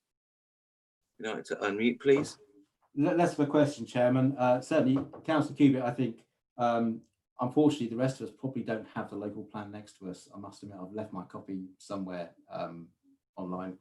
So I don't think we can do that tonight. I think we've also jumped ahead of ourselves, much as I'm somewhat dubious whether a consultation is the right way to do it. If we're going to do it, we at least need to get it right. But obviously, changing the local plan is a long way off. If the consultation is about actually, let's make sure the consultation, if we're going to do one, and the Kpis could have a view at the end of this meeting, and what that consultation looks like, that then goes off to the consultation, the responses come back, and then we start looking at the individual policies. So we've got lots of time to do that, and officers can clearly work out how those responses feed into each policy. So I would suggest, Chair, that we move on quite quickly to page 33, which is the start of the key issues, because the first question we have to ask is, are these the right key issues? And go through the key issues and then work from there, so that, because I think there's some football on tonight, and I'd like to catch the second half if I can.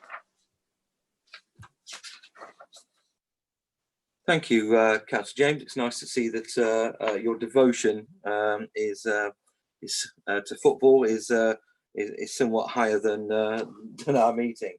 Okay, so what I'd like to do, okay, is with everyone's agreement, is I'll do as Councillor James has said, and we will move on to page 31. Okay, which are the aims of the local plan update, and then moving on to if no one's got any questions on appendix number 3, okay, then we move on to number 4 for the local plan update. Is everyone in agreement with that? Yes, lots of nodding heads. Anybody abstaining on that? Sorry, Councillor Kpis. I'm sorry, Mr. Chairman. If we could just start on page 28, I've got a question with regards to 1.6.2. Okay. I'm sorry, Councillor Gavin James. 1.6.2, I just wanted to flag up that I don't know whether the rest of the committee agree, but that we really need to make sure that the plan does comply with existing neighbourhood plans. So that's the overarching requirement that we have confirmed by the planning department, because the implication there is that if in the issues and options consultation we decide to something that then renders the neighbourhood plans that all of our neighbourhoods have negotiated at nauseam at great length are no longer comply with our update, then we're really heading into very complex and tricky and unpopular waters. I mean, just to reiterate on that, the issues and options consultation will have no status. The neighbourhood plans are part of the development plan, so they have the same status as the local plan, and they will remain in place until, well, until indefinitely, really up to the end of their time period. But when the local plan comes into effect, so the new local plan, the neighbourhood plans will still sit there, but there might be areas where they're not compliant with each other. So the local plan kind of sets the framework for it. So if the local plan came up with something that was quite different to something that was in an existing neighbourhood plan, for example, requesting a new number of houses that need to be built, those neighbourhood plans would then need to be reviewed to make sure that they're compliant with the new plan. So decisions and options won't affect the neighbourhood plans as they stand. Okay, moving on, Councillor Harvey. Thanks, Joe. The question that has been asked is really relevant to something that's happened today. I was involved in the meeting today where the neighbourhood plan, as we currently have for a particular community, and the review of the local plan was referenced by a developer in the context that the neighbourhood plan excluded a site at inspection. The developer's intention was to bring forward a proportion of development under the existing local plan policy framework outside of the neighbourhood plan, but within the review period say, actually, I want all of this more, thank you very much, as part of our review. So the neighbourhood plan was being used as a tool in its current context to say, yes, you've rejected it, I don't care, I'm still bringing this forward. And then secondly, to say, actually, in your review period, I'm going to say, I want all of this extra land developed as well. In that context, where do our neighbourhood plans sit?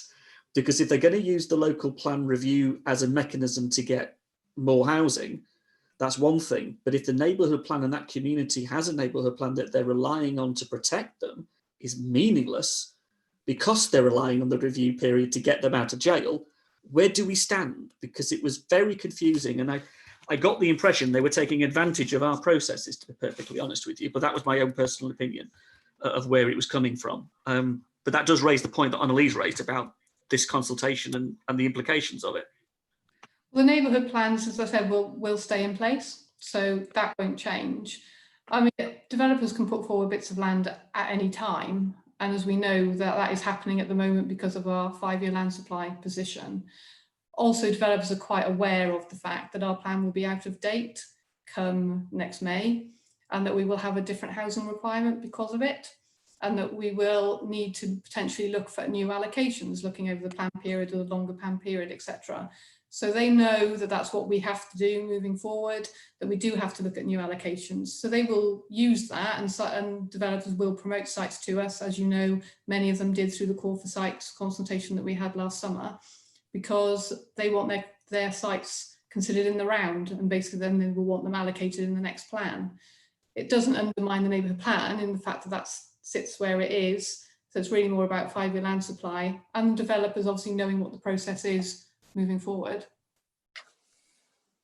So really, I think the language we choose to use then becomes incredibly important, that the communities that might read this consultation understand where their neighbourhood plans sit in the context of a review, that they may well see significantly more development put upon them because of a local plan review for all the various reasons, all of the evidence base that might come through to suggest this, that and the other, but that their neighbourhood plan isn't going to protect them from that, but it only gives them a window of opportunity, in a sense, to express themselves, to show what their view is of a particular point, whatever that might be. But it does leave them vulnerable. I think that's a really important point. And the other point about the key policies is I wanted to raise a point about page 34. Am I all right to do that now, Chair, or shall I wait? If you can just wait, because we've got other people. I've got just come back on that point. Yeah. Because I mean, in terms of kind of the vulnerability point, I mean that's something going to be the case anyway in the fact that we're going to have a new housing number next May, because that will be based on standard methodology that's set up nationally. So that's going to be the case anyway. The plan making is actually the way of giving them certainty and making sure that we will have a 5-year supply moving forward. So it actually will strengthen their position.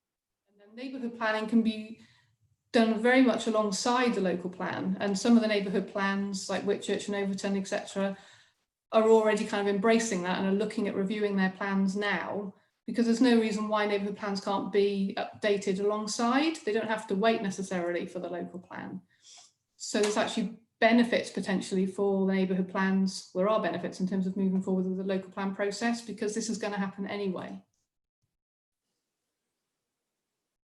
Okay, so the next person I've got on the list, I did actually see Councillor Court's hand raised.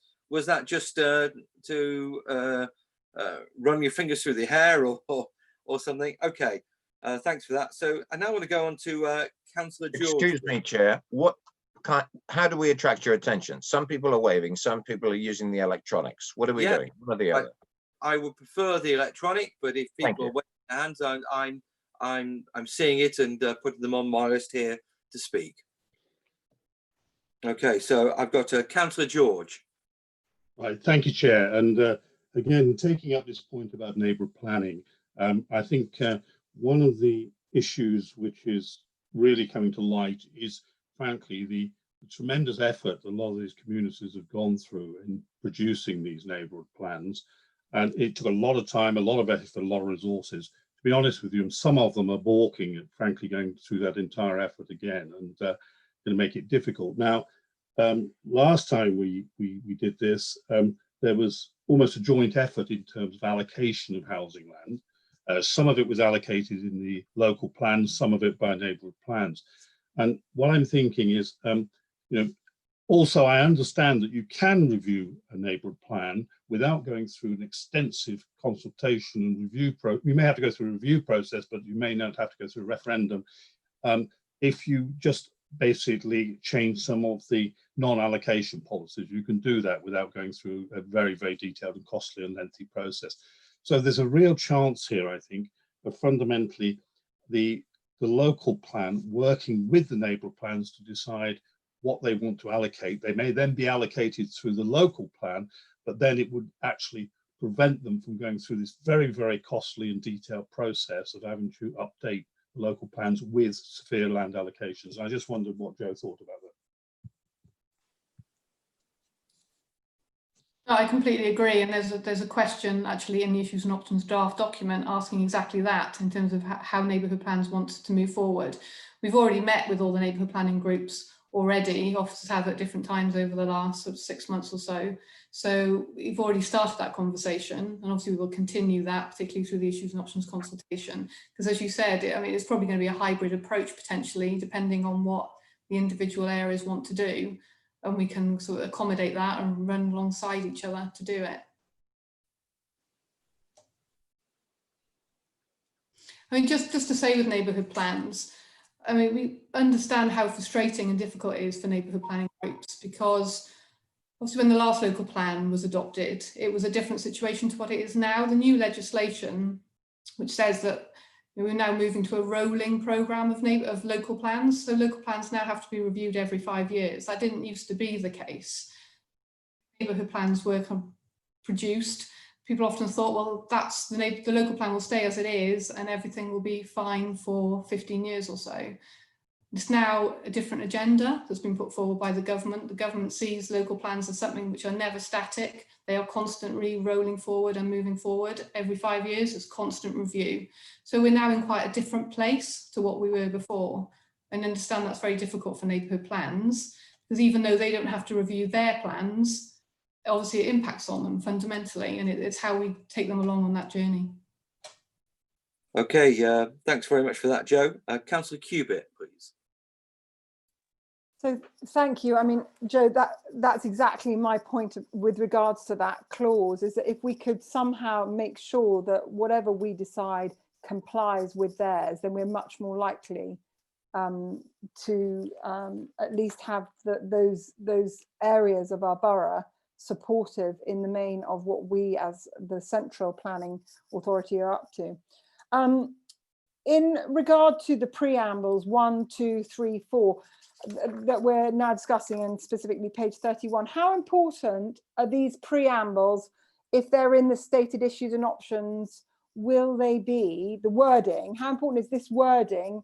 I mean, you've alluded to the fact the inspector won't take any notice of it, but how important is this wording to an inspector when the review comes up? The wording of this document is not important. I mean, it doesn't have any statutory basis at all, this wording. It's not like the wording will replace anything that's in the local plan.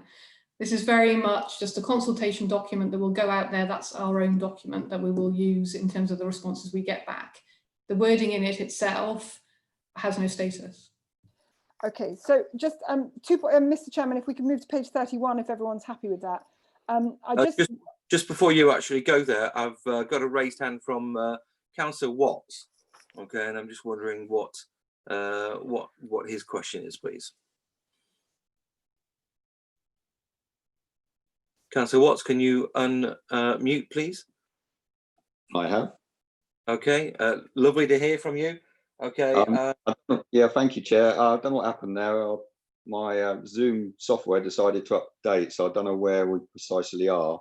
Okay, well, basically, we are on the introduction, which is point number 2. We're on page 31 at the moment. Okay, and Councillor Cubitt was just looking to take us on a couple of pages. So if I go back to Councillor Cubitt, and I have got some more of a statement, really. Okay, please. Thank you. On page 32, when we talk about national and regional pictures, and in 3.1, it says it's highlighted the government has its ongoing commitment to the plan-led system. I mean, that statement isn't exactly true, is it, really? I mean, we've had deregulation of our planning system for the last 10 years, and standards have actually dropped in our housing standards. And even the Prime Minister's announcement during the week that we're going to have more permitted development for shops in our town centres. So, I mean, I think we should probably rewrite that opening statement there, because it's not factually correct. Joe, would you like to answer? I understand the point that's being made because of the increasing flexibility that the government's bringing into the planning system, but ultimately, as a system, it is still plan-led, and that is the basis for it. I mean, the status still sits with local plans and neighbourhood plans. Okay, Councillor Cubitt, you've got your hand raised again. Yes, sorry, Mr. Chairman. Just briefly on page 31, 2.2.4, there is a reference to Horizon and there is a reference to stakeholders. And I have raised this before, but I'm wondering whether we could just add a comment to this clause before this goes out to consultation, that the Horizon 2050 was based on a cohort of 1,400 people. And whilst that was deemed to be an acceptable cohort for an informed consultation, it is only an indication, and it does not frame, or as the French would say, we're not completely coincé, we're not completely constricted by a cohort of 1,400 people that informed the Horizon 2050. And I would like that made there, just in case this document is used by an inspector going forward, that is not the overarching document that constricts us as members going forward. I don't know what other members feel about that.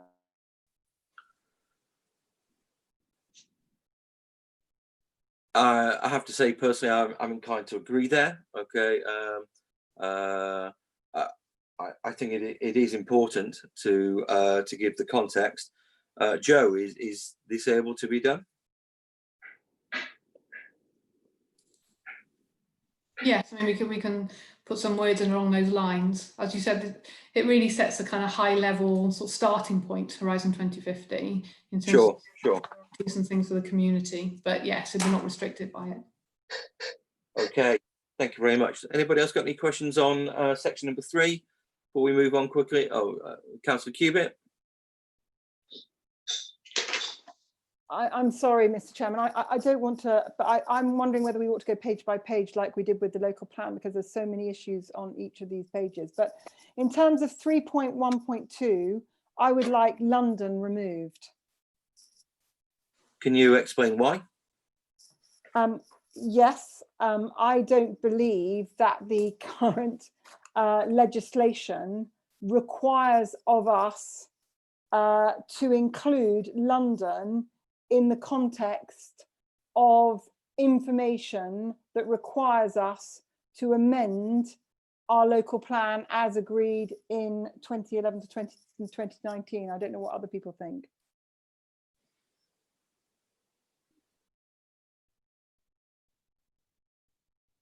Joe, what are your thoughts on that?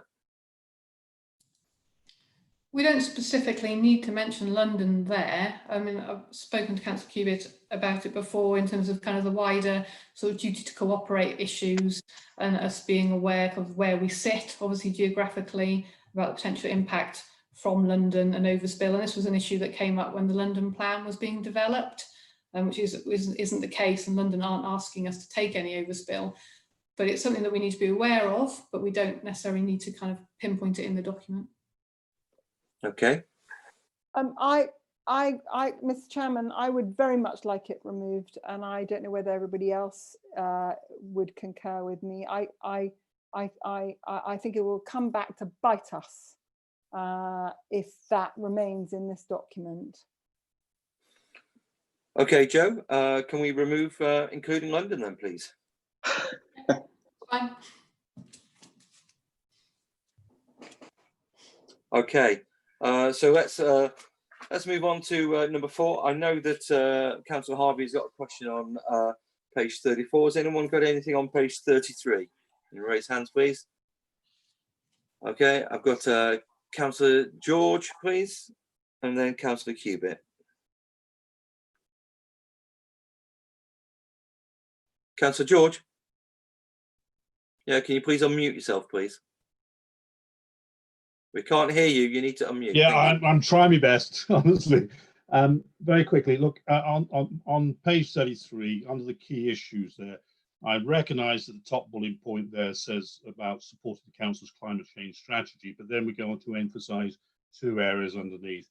But I think at the end of the day, unless we can reduce the carbon we produce creating energy, we're wasting our time on this at all. I know it's recognised in the further downstream, but I think one of the key issues we've got is how we support renewable energy generation. I think that should be one of the key issues in there, and not just reducing carbon emissions. We've got to generate electricity, low carbon electricity, and basically this comes to almost like mining gravel. Nobody wants the wind farms in their areas. Nobody wants the photovoltaic things. Unless we make a commitment, we're not going to get anywhere on this. Okay. Do you have any comments on that, Joe? No, that's fine. Okay, so Councillor Kpis on page 33, please. Thank you, Mr. Chairman. I don't know, there's a load of other blue hands on the right-hand side, but anyway, I'll just very quickly, the third bullet point of two, it states that we're ensuring a design-led approach is taken to increasing densities in Basingstoke. And I'm just intrigued that that's statements being made. I don't know, are we as members happy, a bit like that, were we happy to have London mentioned? Are we happy from the get-go to an increase in densities in Basingstoke? It's ambiguous.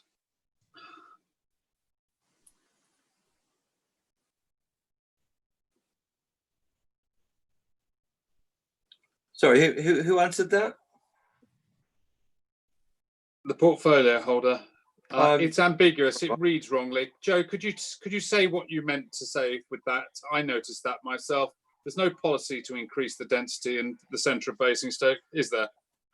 No, I mean that's in there as an option, kind of moving forward if we want to do that. And if we were to do that, really, it was just emphasising that should be obviously design-led. We can look at the wording of that because that's probably too categoric as it's written. Thank you. I certainly don't want to increase the the building density in the centre of Basingstoke. Okay. I don't know how other members feel. Right. I'd like to move on to Councillor Gavin James, please. Thank you, Chairman. Actually, that was the point, because we've gone from, I mean, bear in mind, this is the key issues. So we don't have to worry about it being a detailed climate change policy. Is climate change a key issue? And we've raised a few bullet points to support that. Then, as already highlighted, when we get to place shaping and design, we've gone from the normal sort of pointless stuff, like the raising the standard of design, like another option is to lower the standard of design, and that might be a popular thing, lowering the standard of build quality, you know, create safe and healthy places, like someone's going to put forward, let's create some really dangerous places where people die younger. I mean, it's nonsense, but that's the kind of thing you have in these things in terms of supporting the place shaping and design. Then we get to ensuring a design-led approach is taken to increasing densities. Increasing densities in Basingstoke already covered. That's a policy. We're not making policy, we're asking questions. So that's got to come out, because that's ridiculous. I don't know what a design-led thing is. I don't know if we have any undesigned-led things. I guess everything is designed somewhere, but I may be wrong. So those were the two issues, but I think we've already covered that. The increasing densities, that's a policy statement. You put that in there, that tells the world we're building up your areas, and we shouldn't be saying that it's not a key issue. It might be a solution, pretty poor one, but it's not a key issue. Thank you, Councillor James. Okay, Councillor Watts, please.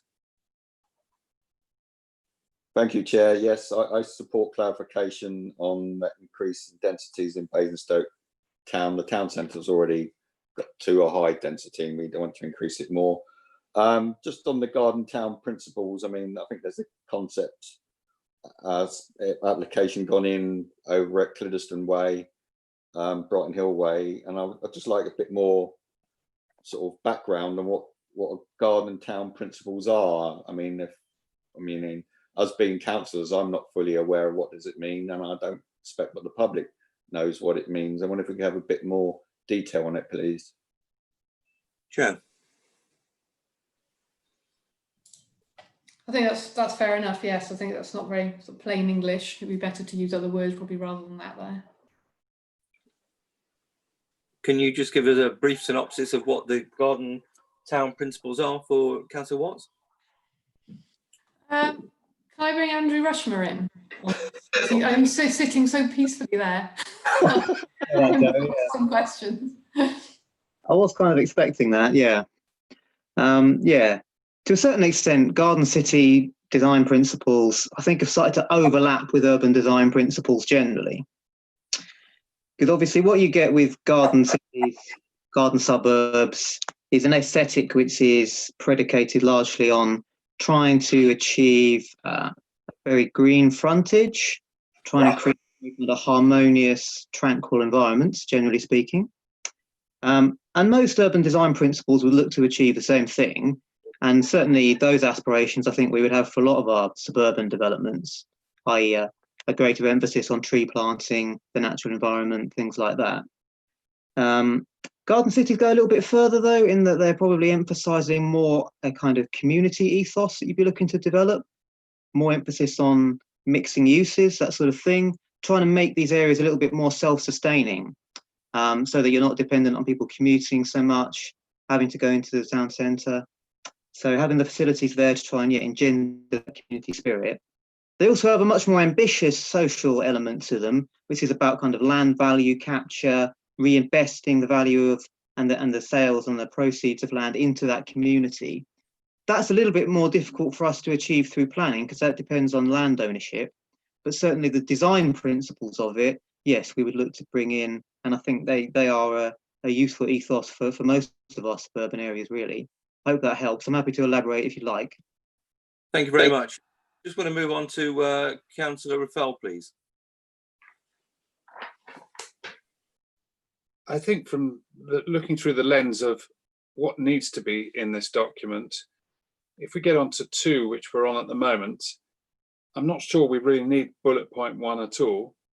I wonder if the members think that raising the standard of design and build quality with some of the issues that have been raised is something we ought to be looking at in this update, with some of the developments where we've had concerns over the last few years, and we think our local plan can't address it. assuring a design-led approach and preserving and enhancing the borough's rich heritage. Oh, isn't that the existing local plan anyway? I just wonder whether we ought to be focusing on improving the design and the quality of build, or is the key thing within all of this. And perhaps that could be reshaped in the title. That's my thoughts. Now I've heard from everybody. Thank you, Councillor Raffel. I like the idea of taking out that first bullet point. However, the other thing I would like to say as chair is that we do have to be careful in the fact that if we aren't careful, okay, with bullet point 2, we could be giving the impression that people are not living in well-designed and good quality buildings at the moment. So I'm just wondering whether that paragraph can be rethought, okay, with that in mind. Okay, I've got Paul Miller, and I've also got Councillor Harvey. I had you on for page 34, Councillor Harvey. I've got something on page 33. Okay, so I'd like to go to Councillor Miller first, and then Councillor Harvey. I was quite pleased to see the Garden Town principles in there. Whether it stays there is moot, because it's we've appeared in the national press in the last 48 hours. I don't know if people have noticed. There was a report on the BBC website, news website, about the whole principle of garden cities and what's going on. And this was the whole concept of this was going to be expanded. And we are one of 7 that is already, and we're talking about many down here, they're applying some of these Garden Town principles to the many down development. This is the whole concept behind urban and civic. So it can stay there or not. I'd just like to pass this on as commentary that it's in the public domain, the whole principle of Garden Town principles. I agree with the portfolio holder that I'm afraid some of our residents are living in badly designed buildings. They really are, and it is raising that standard. And the build quality, well, I think we all acknowledge that our local MP, Miriam Miller, has taken this up to parliamentary level because of the quality of some of the builders that we unfortunately have to put up with in this town. And we can all cite several developments, very recent developments in Basingstoke, where the tick lists that have been brought on by the residents when they move in, some of them have had to move out for the brand new houses to get repaired. So I think I endorse what the portfolio has just said. That should be one of our higher priorities. Thank you. Thank you, Councillor Miller. Councillor Harvey. Thank you, Chair. I think just picking up the point about Garden Village principles, it depends whose Garden Village principles you're talking about. Yeah. I mean, if we're talking about the government's Garden Village principles, that's one agenda. However, I would prefer us to be talking about the Town and Country Planning Association's Garden Village principles, because I think they are more profound.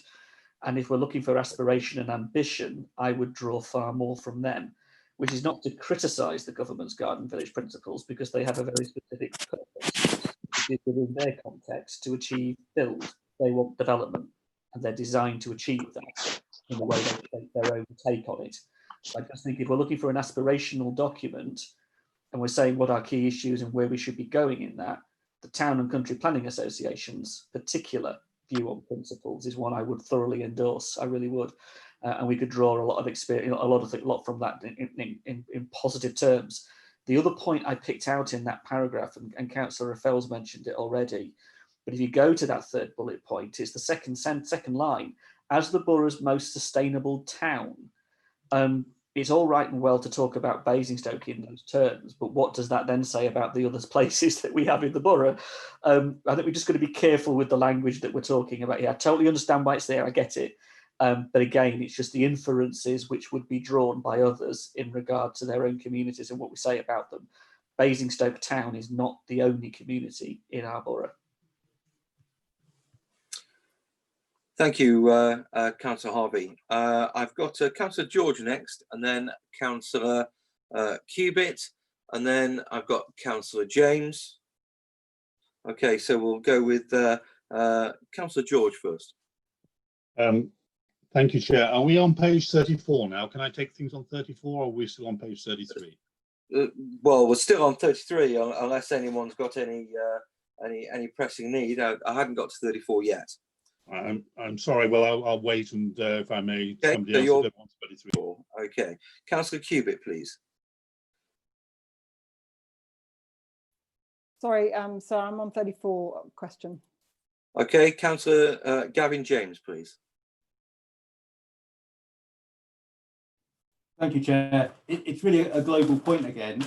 If you turn well into the future, the question we're going to be asked, or the question that's going to go into consultation is, do you agree that the key issues that have been identified?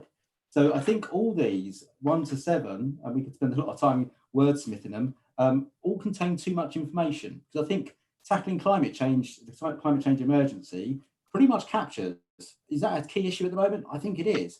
The actual policy solutions to that key issue probably don't need to be listed out, because that's when the debate happens, etc. Place shaping and design, I think someone mentioned it earlier, raising standards of design and build quality across the borough. How you word that to not offend anyone who's bought a house recently, I don't know, but you can find a way of doing it. But that's actually the issue. That's the key issue. Is that a right key issue? That's what we're asking people. Is that a key issue? I think we can go through all of these and wordsmith them to death and be here all night. I actually think we need to just probably rip out most of the words. The headings in a lot of cases actually do the job. In terms of the question at the end of it is, are these the key issues, or are they different ones? And so we don't need to detail the key issues quite so much. Okay, thank you for that. Okay, Councillor Kpis, please. So on page 34, I would like added, so I'm going completely opposite to Councillor Gavin James, sorry. But if in the first bullet point, it mentions protecting and enhancing the borough's key environmental assets, including its attractive landscape and the Northwest Downs area of outstanding natural beauty, I would like to also add, and the North Hampshire Downs, please. Okay, Councillor Harvey. I know you've got questions on page 4. Thanks, Chair. On meeting needs, I would like a more explicit statement made in regard to need, in the sense that we will be meeting or seek to meet the housing needs of the most vulnerable residents and those with most need, with affordable housing, social housing for rent, affordable stroke social in the context. I think it needs to be more explicit in that. If we're going to have bullet points, then let's say it. I totally respect the point about regeneration, but that isn't the whole point in terms of, quote, suffer disadvantage. I would like a specific bullet point along those lines added if possible, please. Okay, Councillor George. Thank you, Chair. Yes, on bullet point 3, there's a couple of key issues here, and this is a general point across the whole document in lots of ways. Although we recognise that we've got problems with groundwater quality, we don't anywhere say we need to protect groundwater. And frankly, our groundwater ends up in our river water. So it is a key issue for us. Protecting groundwater, it needs to be included and recognised. The other thing is, not only have our rivers got basically quality problems, one of the key issues we're facing, and it's turning up in a number of chalk streams around the country now, is one of quantity, i.e. flows as well. And we need to be looking at that and not just at quality. We really need to protect the flows of the rivers, not just the quality. And think of that. Okay. Councillor George, can you take your hand off, please? Councillor Laura James. Indeed.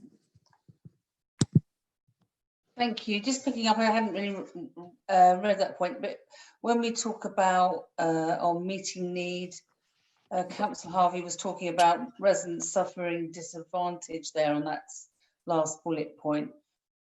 I think if we're going to drive forward regeneration, I'm not sure we want to be using the word residents suffer disadvantage. And I think that there would be areas that we will want to regenerate where people wouldn't think that they're suffering disadvantage.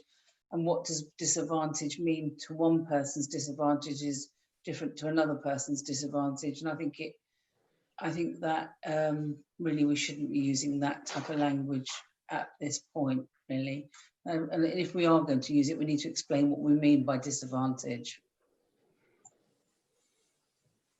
Okay, that's Councillor Miller, please, and then Councillor Cubitt. Got Councillor James, Laura James. Can you please take your hand down unless you have another question? Thank you. Thank you, Chair. This is the first mention of a word that I've seen through the rest of the document. And it's not because we are leaving the EU. You've got European designated sites running all the way through this document. We are due to leave the EU at the end of this year. And there's one particular one a bit later on about water. And that has already been subsumed into British law. And I actually looked it up on the government website. And it's no longer a European designation. It's a UK, it's an England designation of that particular reference. And this goes all the way through the document. That will become irrelevant after the 31st of December. Thank you, Councillor Miller. Okay, Councillor Cubitt.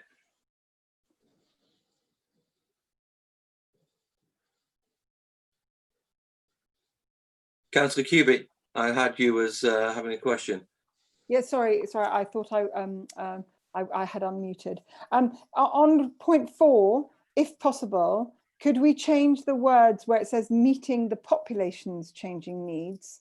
I would like to insert the word borough, meeting the borough's population's changing needs, if possible, please.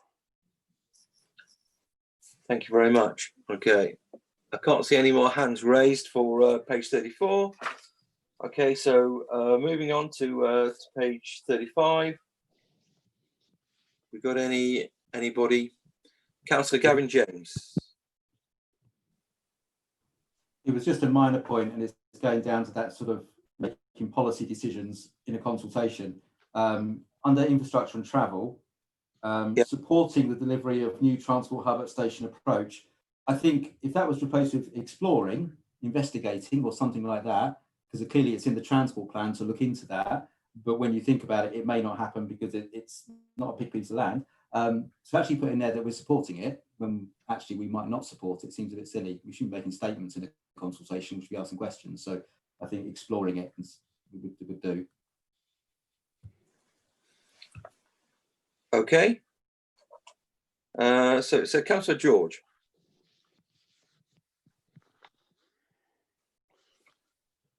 Thank you, Chair. Very quickly on 7, and this is a general point to the entire document, and I think it's touched on by Councillor Harvey anyway.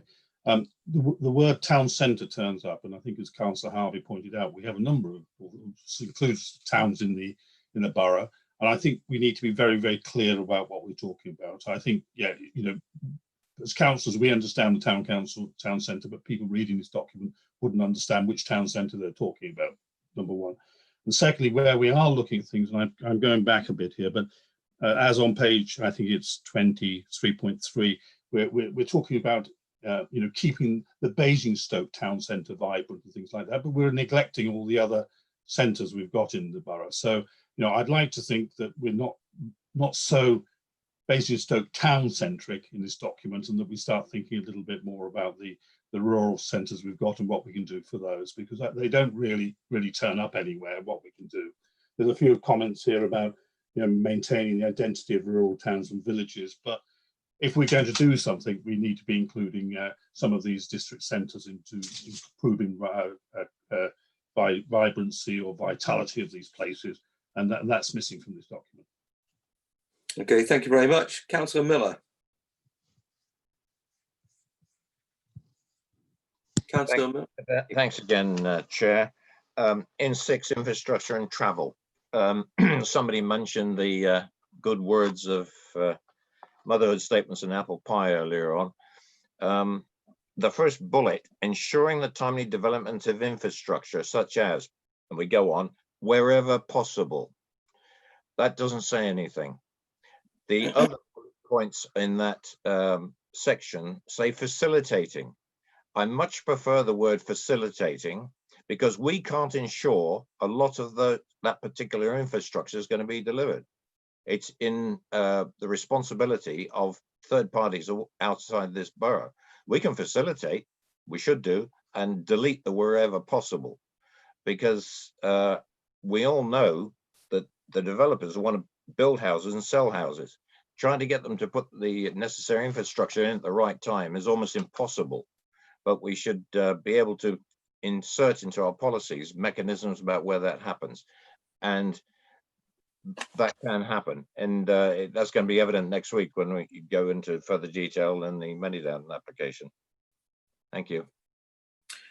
Okay, thank you for that, Councillor Meyer. Councillor Cubitt, and then Councillor Harvey I've got, and Yes. Councillor Gavin James. Thank you very much, Mr. Chairman.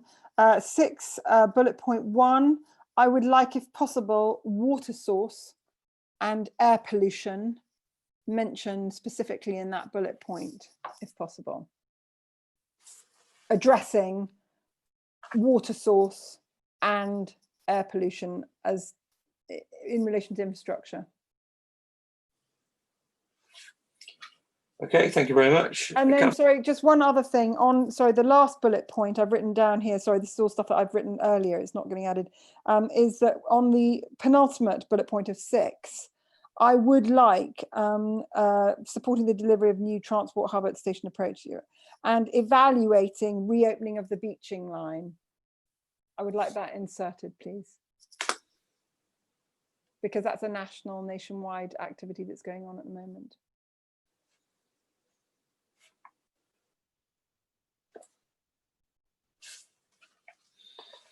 Okay, Councillor Harvey, please. Thanks, Chair. Just in terms of key issues, the economic and town centre one, this doesn't just relate to economic and town centre. Mark, Councillor Raphael, is Cabinet intending to produce a specific COVID recovery plan? Is that a specific item of work that Cabinet's working on? Because if it is, I know other local authorities are, and what they are using is some of their local plan reviews to achieve aims and objectives of a COVID recovery plan for their boroughs, be it economic, social, housing. And if it was, then is a key issue and a key aim of anything we would seek to do, then the COVID recovery plan perhaps should be part of this. But I don't want to say that on the basis of I don't know the work that you're doing as a Cabinet on that, or I'm preempting anything that you might be doing. If it is, great, we should mention it here. And if it isn't, maybe that's something to take away. Well, I'll certainly take that away, and if it's relevant, yes, we'll add it in. It'll have to be evaluated because of timescales, because such a recovery plan is obviously aimed at short-term recovery for long-term gain. This is obviously a longer period of time it's looking at, so it might be that it's relevant today but not relevant in 12 months' time. And this was, so we'll have to evaluate it, but I'll take on board what you said and I'll discuss it with officers. I think that's the question. That's exactly it. In terms of a recovery plan that relates to the long-term structure of our economy in the borough, are there particular conversations that we should be having about the structure, where it is, how it is, and what we're thinking about as a result of COVID and its impact on our economy? So I think there's that balance to do. You're right, there's short-term stuff that is absolutely relevant, very relevant to people's jobs and livelihoods right here, right now. And then there's the longer-term planning element that comes in of, well, how are we going to change the borough or grow the borough according to the implications that we've all had and face? So yeah, to thank you for that. Okay, Councillor Gavin James, please. Just one quick point. If we're going to put in lots of information under these bullet points, economy and town centre, it's worth remembering the town centre is not just where people go, shop and work, it's also where an awful lot of people live, and even more people, and increasingly more people. And if you read the rest of this document, even more and more people. The largest development in Basingstoke last year was in Eastrop, in the town centre, just by the bus station, tiny piece of land, about quarter the size of a football pitch, 285 homes. And that means now in the size of a football pitch, I think I've got 1,800 of my residents living. So I think it's important to reflect the fact that people live there in this somewhere as well, and they need to be considered. The more you build in a town, the more you've got to think about how you use the town.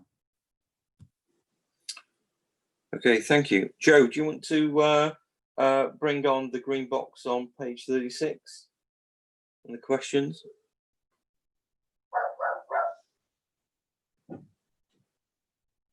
Hello, Joe. Not specifically, that's just a general question. So whether people agree with those key issues. That's just a catch-all question. Great. Okay. Does anybody want to comment very quickly? No hands. Great. Okay, so let's move on to the page 37 and number 5, tackling the climate emergency.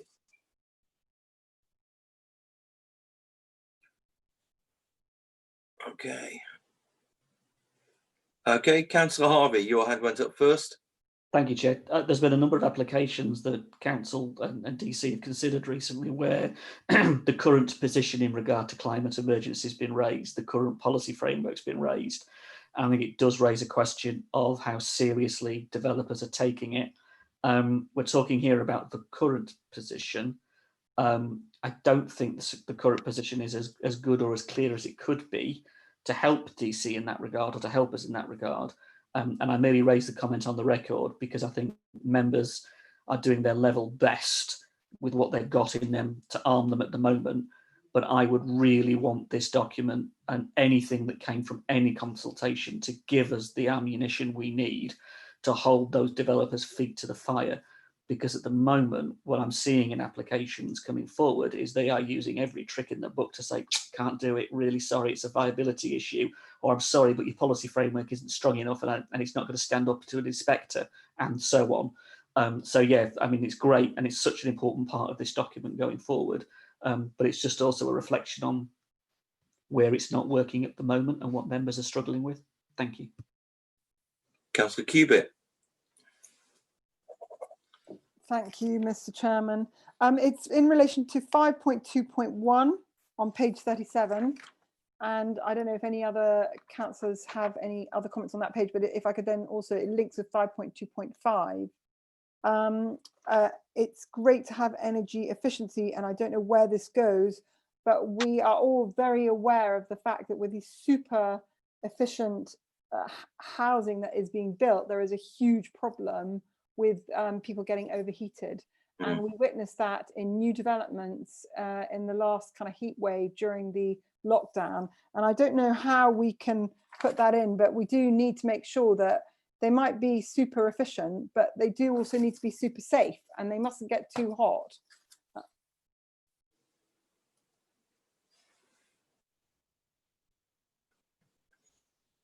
Okay, Councillor Kpis, if you can remove your hand, please. Okay, so any more questions on page 37? Okay, so let's go to page 38. Any questions on page 38? Councillor Gavin James, I beg your pardon.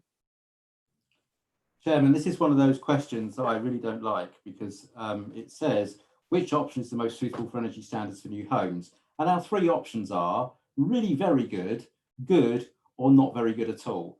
Now, I'm guessing there's going to be a huge number of people going for option 1. In fact, possibly everybody, because I'm not sure anyone would say, no, we really shouldn't improve our tackling climate change at all. It seems silly. So there must be somewhere in there a reason why we're not building every single home to the highest standards in terms of climate change. And there is. It's because it's expensive. Now, we can put stuff in there to force developers to do it, but we have to recognise that will also force up the cost of building those homes, and that may have an impact on the affordability or our ability to make some of those homes affordable. So if you ask me a question like that, there's no point, because everyone's trying to make them as green as possible. You have to put in the, however, the consequences of this are. And it's a bit of a theme as you go through this. We kind of put some really great things in there, which you can only really want to support, but actually that's because you haven't heard about the consequences. So I don't know how you word that to make it a balanced question rather than a it's got an obvious answer question. I mean, we can look at that. I mean, that's explained in the text above it, but then doesn't come out perhaps in the actual options. I mean, the other thing to point out with that, you're probably right in the fact that the general public will go a certain way, but you'll have different stakeholders commenting on this. So we will have developers and agents and other people coming from quite different viewpoints. So this can allow us to get everybody's viewpoints and their arguments that sit behind it. so that we can make a balanced and informed decision. So that's why all those kind of options are in there. If I could add as well, Chair, the reason why that kind of question's asked in an issues and options document is because it will actually help us to scope the kind of testing and evaluation we'll have to do as part of the strategic viability. If we don't ask those questions in issues and options, we won't necessarily have a direction, a strategic direction to actually evaluate to the level needed in relation to the potential design standards, policies, or levels which the council might wish to adopt in terms of its policies going forward. As an issues and options, if you don't ask that question, then to introduce that later on, that we actually started to explore that sort of level of detail at Regulation 18 is probably a bit late. That's the reason why you'd have that kind of question now. Thank you, Ruth, for a very succinct explanation there. Councillor Gavin James, does that satisfy you? Does that give you any reassurance? I will get to see this come back time and time again over the next 5 years, hopefully, so it's fine. Okay, so I've got Councillor Miller, please. Yeah, thank you, Chair. I think the kicker in all this is in 5.2.5, the last two sentences. We were all reading it, but that could nullify any ambition we might have as a local planning authority. If that's what's coming down the pipe from central government, we would like to apply good efficiency standards, but we might be told what they are.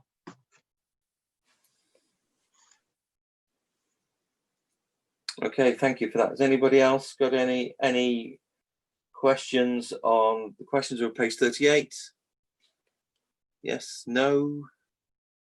Great, okay, let's go to page 39. Moving swiftly on. Okay, Councillor George, and then we've got Councillor Waldridge. Thank you, Chair. I've got a couple on page 39. First one is reading the first paragraph. I think there's a word not missing there, actually, unless I'm reading it incorrectly. It says local planning authorities are able to require energy precaution standards and better those set in open standards for new non-residential buildings. I think the answer is local authorities are not able to require energy efficiency. So I'm not sure I'm right there, but I think that the word not is missing there, if I'm reading it correctly. Sorry. So we would have to clarify that. Actually, we are able to, in non-residential buildings, set standards higher than building regulations. You are? Okay. With non-residential buildings, we are, yes. Okay, that's very interesting because at a planning meeting recently, we were led to believe that we found it very difficult to implement energy standards on non-residential buildings when we recently had a planning meeting actually on that. So, okay, I'll probably take that up offline. Okay, I think it's probably right. It needs to be a policy, and then this says you can set a policy to do so. So if the policy is in place, then you'd be able to apply that policy. But we haven't got the policy in place. That's the problem at the moment. Okay, thank you for that. Thank you for the clarification. The other one is just on this general issue of BREEAM. Now, we're going down to, I'm a bit concerned here, we're mixing up, we've got sustainability as a heading here, but then we go on to carbon. Now, there's a big difference between carbon emissions and sustainability. Carbon emissions is only one part of sustainability, and it's a relatively small part. And this is what I'm worried here a little bit. I'm not sure that general public would know what BREEAM is for start and what an excellent is. It needs to be explained. And it needs to be explained that fundamentally energy efficiency is what, so I think it's about 45% of the score or something on an average BREEAM assessment. So it's a relatively modest part to it. And if we go for option one, which is total zero, I'm not sure whether fundamentally any member of the public would understand what option two is and to what extent energy is included within that. So we're simply mixing things up a little bit there. We're going for energy efficiency and then for general sustainability in the same question. So we're not comparing apples with apples. We've got apples and bananas in there, frankly. So I've got a slight concern about that. We can look to clarify that, because although energy is one element of the BREEAM assessment and of a sustainable building, as you say, there's many other facets to that as well. Okay, thank you for that. Councillor Waldridge. Thank you, Chair. Similar comments really about, as a non-expert in this area, reading that, I would, as a member of the public, want some more explanation on some of the terms. And also, I just wonder whether you've missed out the word new. It might be me, but in paragraph 5.3.2, did you mean to say require all new non-residential development to be carbon neutral? Likewise in option 1 at the bottom, or was it supposed to be non-residential development? So those are my questions. I think probably the use of the word new would be helpful, because it'd be most applicable to new buildings. Okay, great. Thank you very much.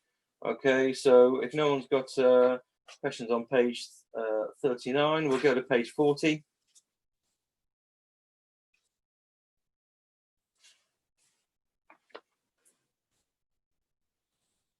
Okay, Councillor Waldridge, and then Councillor Kpis.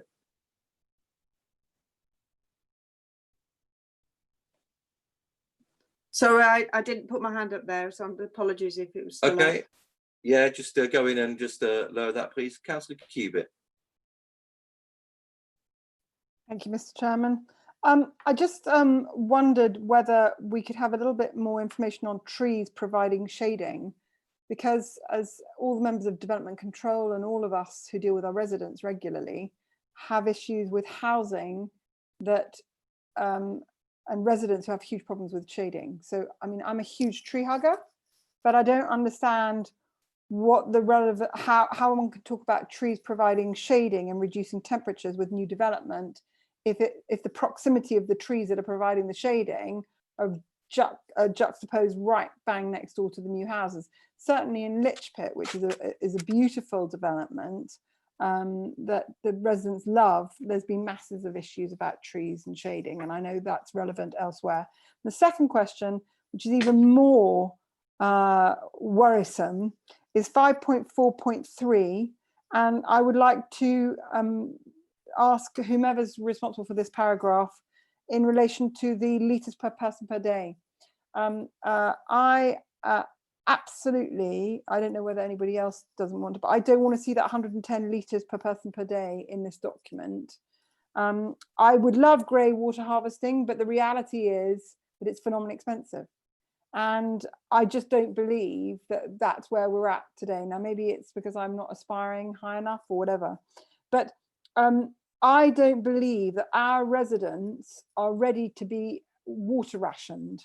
And these figures mean that our residents will be water rationed. And we have a huge problem with water source. And I touched on this with Joe earlier, and I'm fully cognizant of what was the result of the last 2 water cycle studies. And our population has increased significantly since the last 2 water cycle studies. And we have a massive problem with our aquifers. And we had an undertaking, we had a commitment from the water providers that we would have either a reservoir and or we would have fresh water pumped from Kent to our borough, because our borough is an area of extreme water stress, right? So, and I have always said, even 10 years ago, to an inspector who came to the borough, that our residents have not agreed to have their water rationed. So I don't like that figure of 110, and I don't know what the view is of the rest of the members here.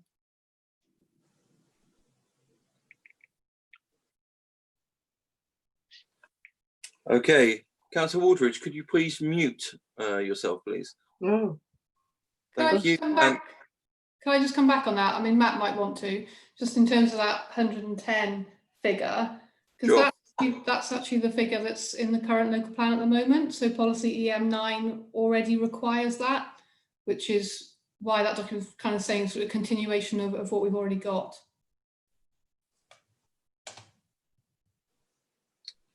Okay, Councillor Cubitt, do you want to come back on that? Hi, I'm just looking at EM9. What page is EM9?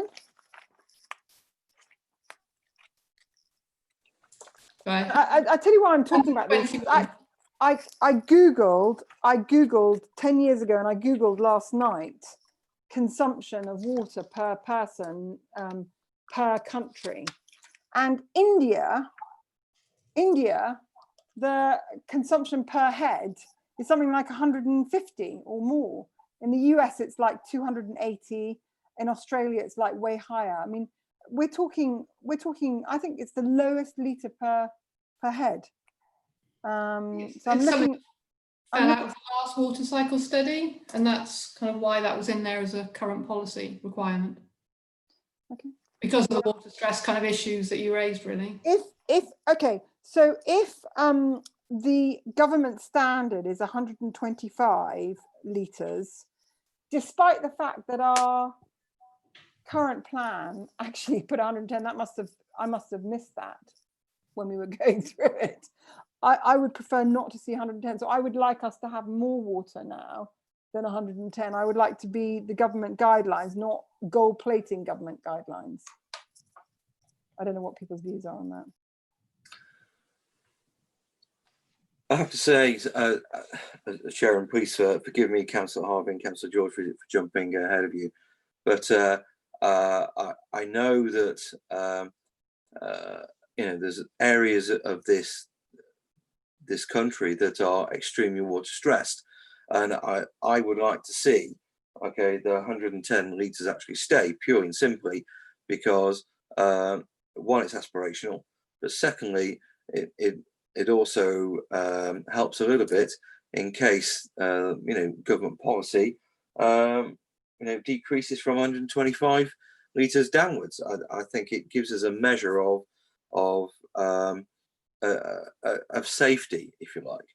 But who's to say? I mean, it gets to the point, if you go under 110 litres, that you've barely got enough water to actually do anything, including bathe. Water stress is a big question in a lot of areas, and I can see it quite easily happening here in Basingstoke. And I would just hate to get to a point where we have residents who are basically struggling because there's not enough water in the system. So we have evidence to say that 110 litres is acceptable and desirable, and I personally think it should stay. But the rest of the committee may say other things. So Councillor Harvey, okay, you're next, then Councillor George, and then Councillor Laura James. Thanks, Chair. I think Annalise raised a very important point about the purpose of this consultation and how far the council chooses to go. And Gavin raised it earlier as well. If we are going to be serious about the climate change emergency in policy terms, then references to viability undermine some of the things we might want to do, because we're worried, rightly so, about the impact they may have on the development industry locally, because they may choose that they cannot afford to deliver homes to the standards we set, and they may choose to put their prices up that affect our residents, or they may choose they can't do the things like grey water harvesting and so on. But doesn't that raise the very point of how far we need to go on this? How do we deal with that question? And the local plan is everything in that. Because if we don't, then we're not dealing with the climate change in the way we should. And if we do, then there are consequences that the council and its other policy areas need to pick up. And a very good example of that is Manydown. And a very good example of that is how serious are Urban and Civic as our partners about the environmental agenda. And if we as an authority ourselves can't set those standards and deliver those examples well, then how in the world do we expect others to? And I just raised the point that we're having this debate this evening, And Mark's going to have to grapple with this from a cabinet point of view. We'll have to grapple with it as backbenchers. But the viability question could undermine the whole climate change agenda if we're not careful. But I get the points being raised, but I do think it's a very serious point. How far does this document go? And how far do we engage with others in the borough to address that issue? It just can't be left out there on the anti-viability. I'm really sorry, but we can't afford it, so we can't do it. But that has huge consequences, Chair. I think you're right that we do have to consider viability because it's such a key aspect of it. I mean, when we get to examination, we will need to show the inspector that we've considered viability, because ultimately the plan has to be deliverable. That's a key kind of test of soundness that we need to do that.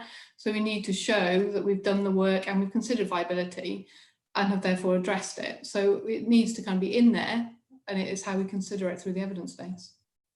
But at the same time, Joe, a local plan should bring development along a line that we want it to come down, design, quality, all of those things should be in there to drag the development industry in the way we want them to locally.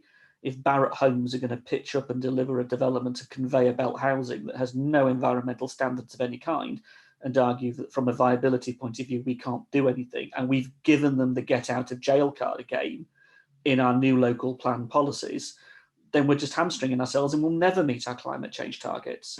On the flip side, if they can't deliver housing and we can't afford to offer that housing that people can actually genuinely afford, then again, all the needs stuff we're saying in this document becomes meaningless because people can't afford it then. It's a real difficult one, I appreciate that, but I don't want a viability get out of jail card that developers can use either on affordability but also on the climate change either. It's a hard one. And, you know, I really sympathise with Mark as the cabinet member at the focal point of this. I would want to support you in it, really. Okay, I've got Councillor George next, and then Councillor James. Just on the same point about the 110 litres of water a day, I may have this wrong, and maybe I need to ask Joe the question on this one. But my understanding is that these are only design standards. We're not basically telling people they can't use more than 110 litres of water a day. They're basically design standards, I understand, to enable the sizing of cisterns and things like that to be put into place. So we're not going to be rationing water. We don't ration water through this particular process. We just give design standards. Could I ask, however, though, if we do go down this route of putting in a tough, a constraining number in there, is that then used by the water companies to enable them to plan demand, and therefore their budgeting for that demand, and therefore could imply a rationing situation in the future, or is that irrelevant, frankly? Can I ask that question?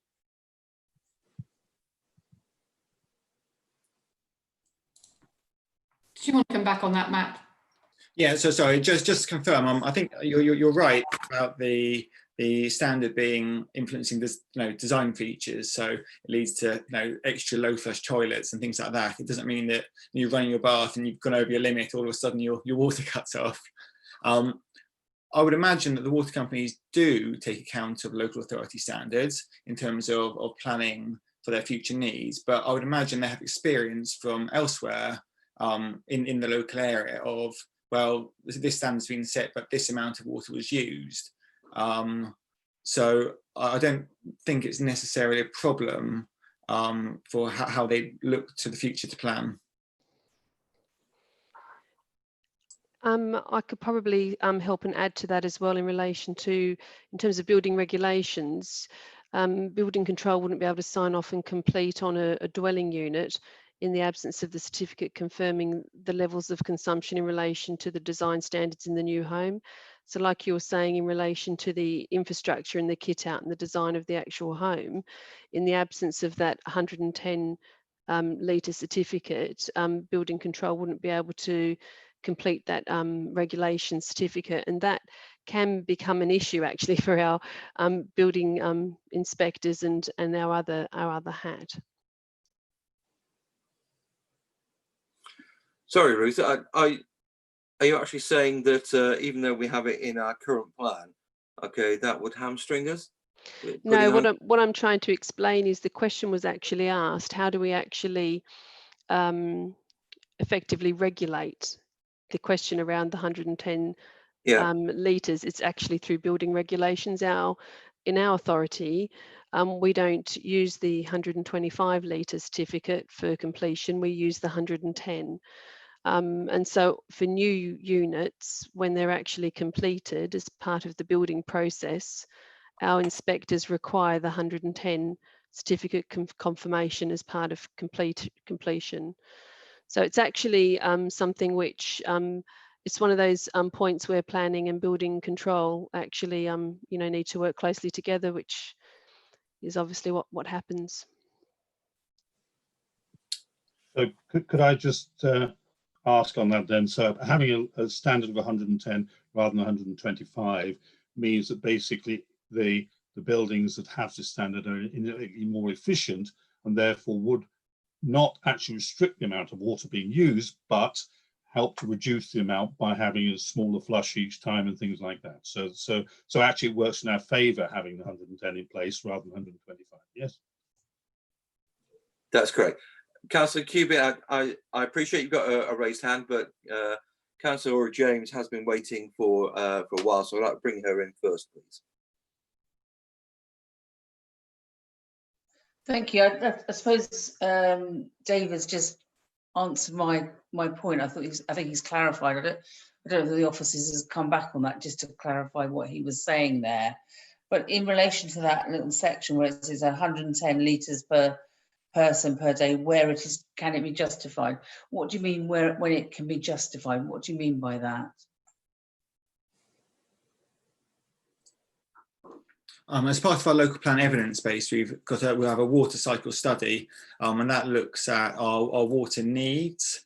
And so when we had the last local plan, the water cycle study we did then identified that this was a water stressed area, and therefore that provided justification for this advanced standard. Again, if this is going to be a public document, I'm not sure people are going to understand what you mean by this whole section.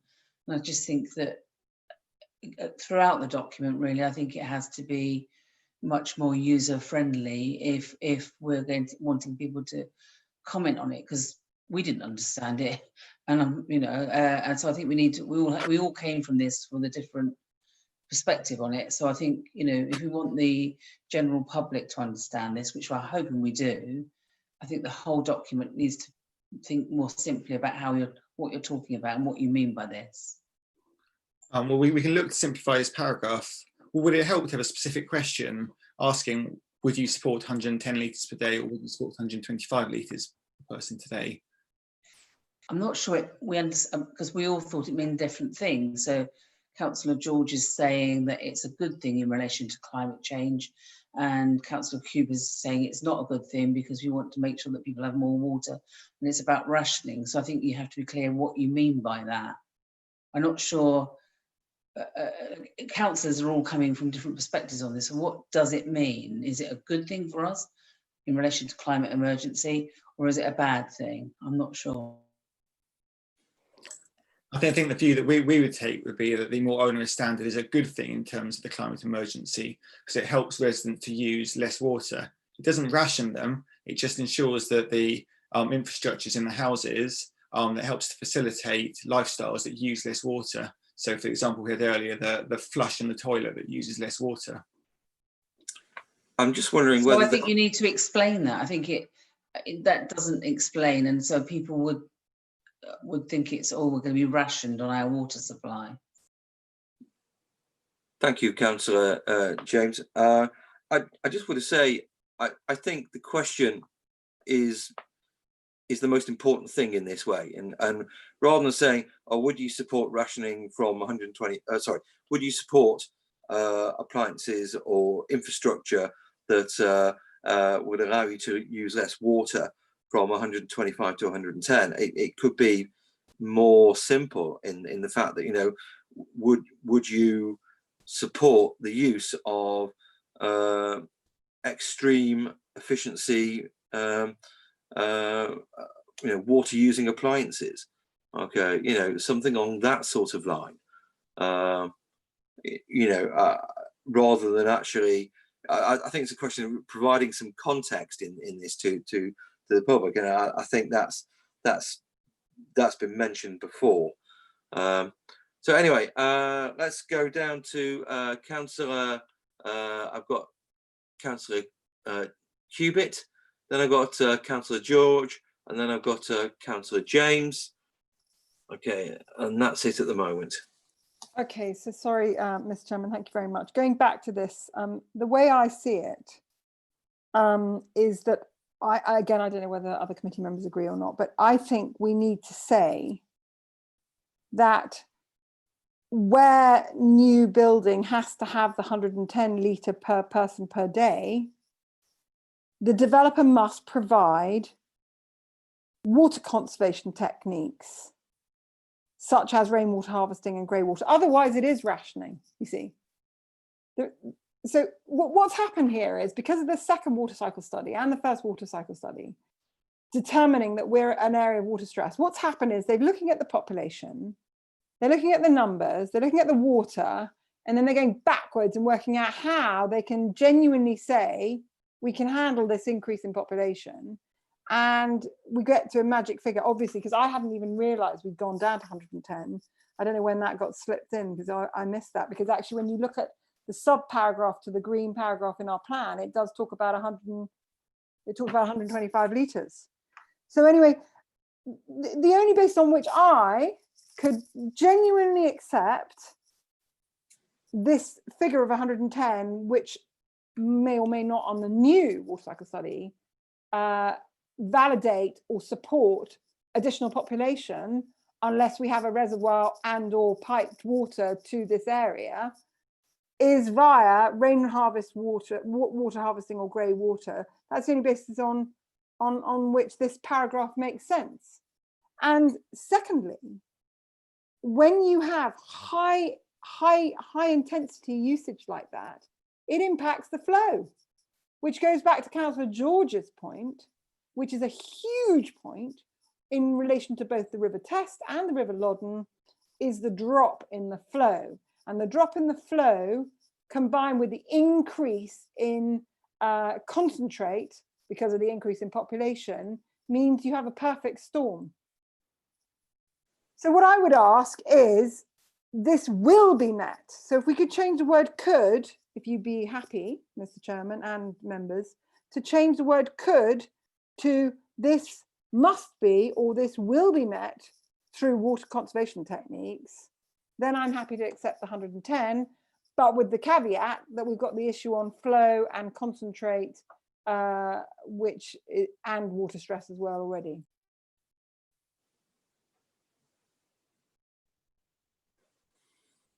Thank you, Councillor Cubitt. I think I could accept that, certainly, because I know there are showers in the system that, if you excuse the vernacular, that are able to use as low as 3 litres of water a minute. I was actually helping design one, just a few years ago. So I know there's a lot of water saving devices out there, and they just need to be used. So that will be from my perspective. I've only got Councillor Cubitt, okay, with a hand raised. Is anybody else got any questions?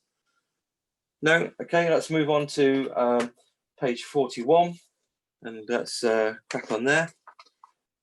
Okay, renewable energy. Okay, Councillor Cubitt again. Oh no. No, I do want to talk. It's very important. I want to talk about 5.5.3, and it's about district heating networks. Now, we have an amazing company in Basingstoke. They're American, and I've introduced them to the Manydown team, and it's very relevant because it's very odd that it's not mentioned here. But I'm passionate about district heating networks, and this company, a huge American company that is based in Basingstoke, provides district heating networks all over the world. And I put them in contact with the council. I have no financial benefits from them, but it doesn't mention Manydown. And the whole beauty of a district heating network is it has to be included from the get-go. And they are supposed to have spoken to Andrew, because they suck out the heat from all the warehouses, so the new leisure centre or the Sainsbury's warehouse, they suck all the heat out. When the aircon works on these big warehouses, they suck the heat out of the aircon and then they pump it into the new developments. And it's wonderful. And it would be amazing if we could do that. But so I like this paragraph, but I would like many down there. And I would like mention of the warehouses. And I know that all the planning department know about this already, because I put everybody in contact with these guys, because they are world leaders in taking heat out of warehouses for the air conditioning and pumping it into ready-made district heating systems so that they completely provide energy for brand new housing. I have to say, just as a comment, you know, whilst I foresee, and I support your comments, Councillor Cubitt, I just have a concern, okay, that with you know, that there's got to be some way of retrofitting, okay, this sort of renewable energy network, okay, to help our current residents. Otherwise, what we'll be doing is providing, you know, extremely energy efficient current housing, but the current stock that we have, you know, will be left behind. Okay, and I don't know how you square that circle, because certainly some of the more I don't like to use the term disadvantaged, but some more of our poorer residents, okay, would benefit from this, and they're not able to, you know. So I'm just wondering if there's any way of retrofitting it. Okay, so Councillor Miller. Thank you, Should Chair. we bring the officers in here to answer that question? Can we allow the Chairman? What do you want to do? Let's have a quick answer to the question, please. I think the consideration is which types of renewable energy are most efficient and viable for different types of development, different buildings. So one of the advantages of including district heating in new development is that you don't need to provide boilers in all the new houses and so forth, and that goes some way towards offsetting the cost of district heating, because district heating is very expensive in terms of the pipe work and so forth. So it may be that for where there's existing houses and we want to help with fuel efficiency, fuel poverty, whatever issues they may be, there might be more cost efficient ways of helping them, and that might be photovoltaics, it could be ground source heat pumps. There's a range of different technologies which all have different strengths and weaknesses, and so it may be that retrofitting district heating is perhaps a little bit too difficult and a little bit too costly to do at that later stage. Okay, thank you very much. Councillor Miller, please. Thank you, Chair. I was just going to mention offhand, in 1936, this country was expanding because the forthcoming conflict was very evident, and they built something like 200 airfields, all with district heating. And you have to do it with a green field. And those are still in existence today. An area heating system for a vast area can be very efficient. And by the way, it might cost a lot of money, but we're looking in terms of those being existing cost, amortizing that cost over 100 years, and retrofitting it is impossible. Ground heating systems are viable because my next door neighbor's got one. He put it in ground source heating, and he's got a big pump out the back, and it works very well. What I'd like to say about renewable energy, and from my experience now on DC for double figures years, and I think Councillor Harvey will probably back me up on this one, is that constantly when you get a large developer sitting in front of you, I ask the question, where are the solar panels going on your houses? In the cost of building a house, putting sufficient solar panels on, I don't know, off the top of my head, 10, 12 solar panels is peanuts, absolute peanuts in the scale of putting up a total of 500, 1,000 houses. But it when it's done on that scale, it costs very little in proportion to the size of the properties and the size of the development. But what it does is it automatically gives a heating advantage to that particular property. But also they don't seem to recognize that as a selling point for their development, because people will go in there and see that they have the advantages of solar panels. Now, there's another member of this committee that's sitting here will know what I'm talking about. But if you go to Germany, you will see solar panels on house after house after house after house. Now, a lot of Germany doesn't have, has more extreme weather than we do. But generally, there's sufficient with photovoltaic equipment now to provide all the electricity in the average household. I watch my electricity meter going backwards quite happily on most days, certainly in this time of year. And I don't know why that's mentioned in here. But it's mentioned in solar farms, the small scale solar farms are mentioned, but why don't we have a policy saying as part of A, the climate emergency, and B, the renewable energy portion of this document, is this insistence of putting the developers, even small developers, you put solar panels on residential property from the get-go. Okay, Councillor Miller, thanks very much. Okay, can I just remind all members that that whilst I want everyone to have their say, and I truly do, okay, because I think all viewpoints are valid.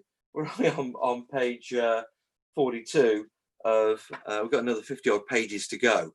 So if I can possibly ask people to be succinct, okay, and to be quick and brief whilst making their points, I would appreciate it. But I do want to give everybody their chance to actually have something to say. Okay, I've got Councillor Harvey and then Councillor George, please. Very quickly, can I agree with Honor Lee and say that we should have many down in here? And it would be shocking, wouldn't it, if a borough-owned piece of land, a green field, didn't come forward with a district heating system. And then if we use the excuse that it was too expensive and we had to reduce the affordable housing below 40%, wouldn't that be shocking, considering the timescale involved? That would be totally disgraceful. But I'm sure that's not where we're going. I have absolute confidence that Urban and Civic and the council will not allow that to happen.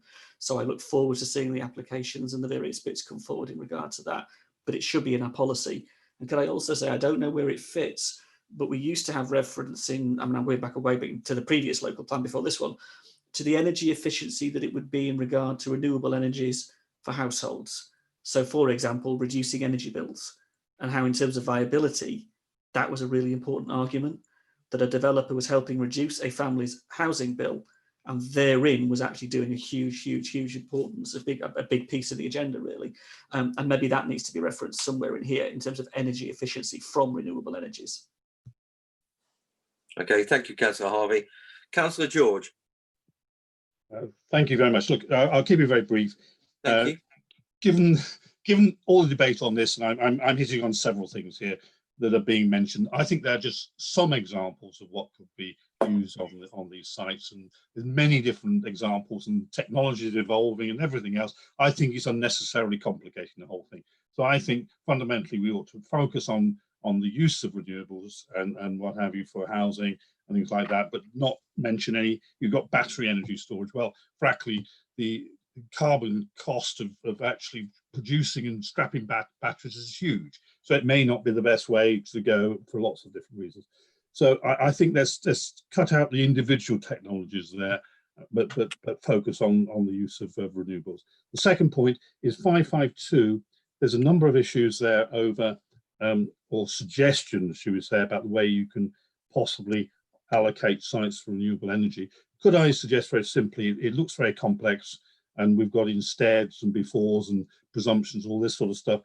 Could I suggest basically we treat it the same as we do our housing allocation and develop an allocation for renewables in the borough, which meets our climate change strategy, and then do it as we've done before with a hybrid system where the LA may allocate some sites, and maybe if it can be done through the neighbourhood plan, do so. But let's not try and complicate it with insteads and what have you and what have you. I think it's highly complex.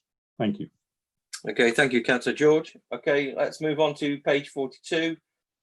And we've got the questions for section 5, and then there's 5.6 transport movement.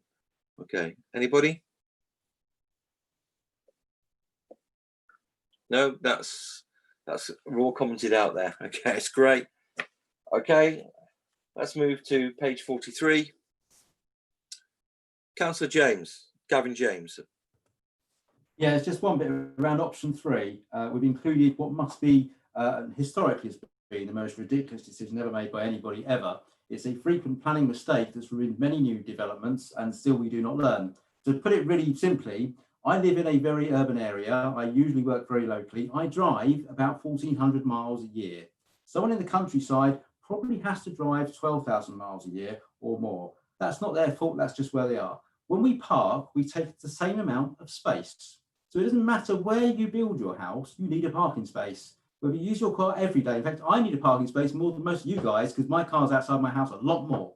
And so I think this idea, if you've ever been to Rookstown, it's a nightmare. It was an awful design because we didn't provide the parking spaces. So can we just remove the line where we say reduce parking provision for new developments? I'm sure in 20, 30 years time, we'll be just pressing a button and Uber will send their Google car round to pick us up and none of us loan cars. But we're not there yet, and we're probably not going to be there for some time, and not in time for this local plan. We just need to get rid of that line. The current parking standards are already absolutely ridiculous. My mailbag is full of, virtual mailbag, is full of parking problems. Every new development in this area has been a disaster because of our planning of parking policies, and to make them worse just seems bonkers. Why even put it as an option?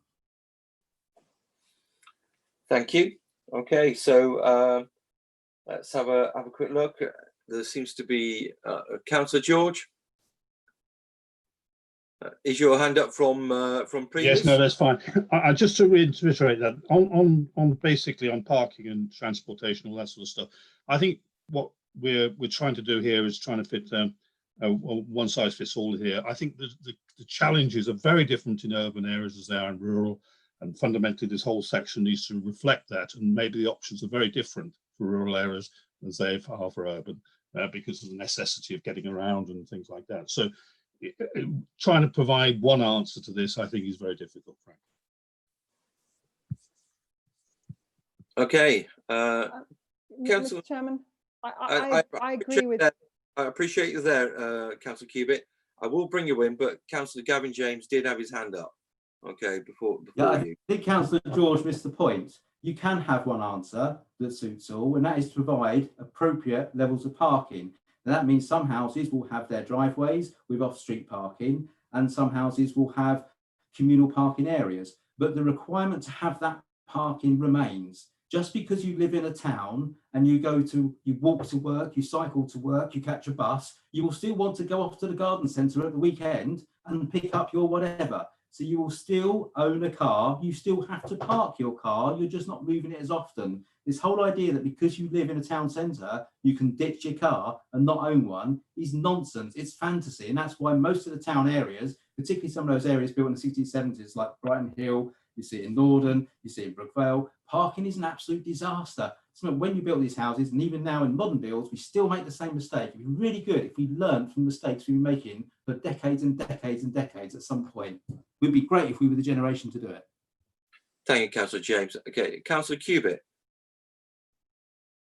So I 100% agree, but how are we going to change it? We're just going to read then, establish an approach that relies, or just, what's the wording that you want, Councillor James, just so there's no ambiguity with the officers?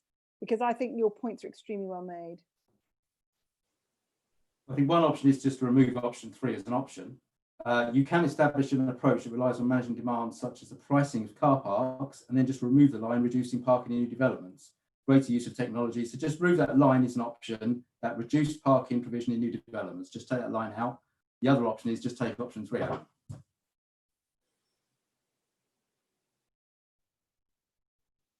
Okay, so that's 2 options for the planners. Okay. Right. Okay. So thank you very much for that. So let's move on. we're looking at page 44, which is the creation of a transport hub. Excuse me, Councillor Frost. It's actually gone 9:30. The meeting's been going on for 3 hours. Would it be possible for you to take a vote as to whether the committee would like to adjourn at a convenient point or whether they wish to continue the debate this evening, please? Okay. Thank you very much, Sadie. Right, committee.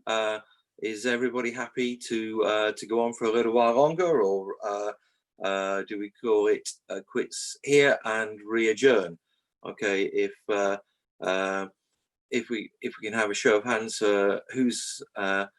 who would like to continue for some time? Okay. Can I ask, if we adjourn, what does that mean? Is there what date would that be? And does that fit with the timetable for this document? I would look to adjourn it to tomorrow, in a couple of weeks' time.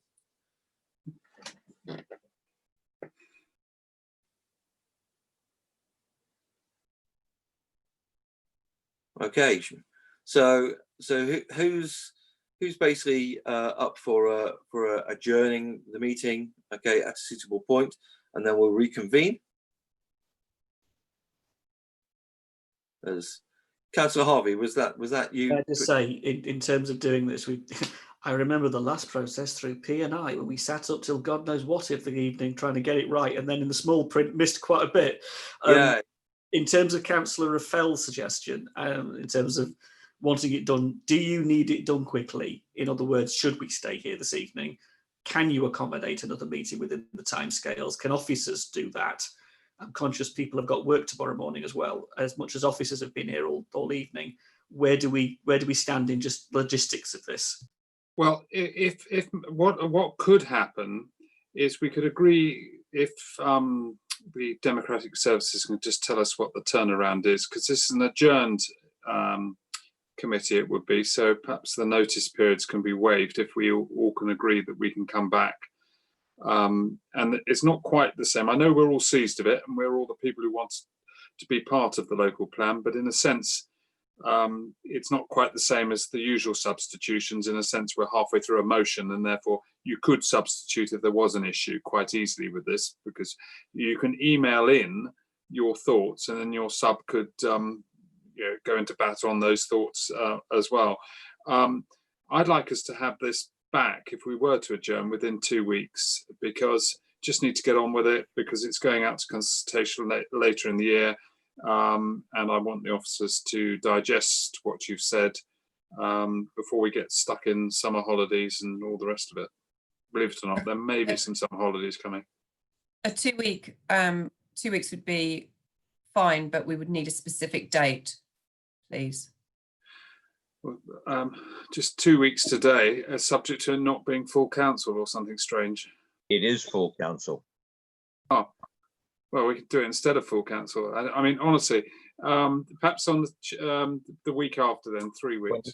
23rd.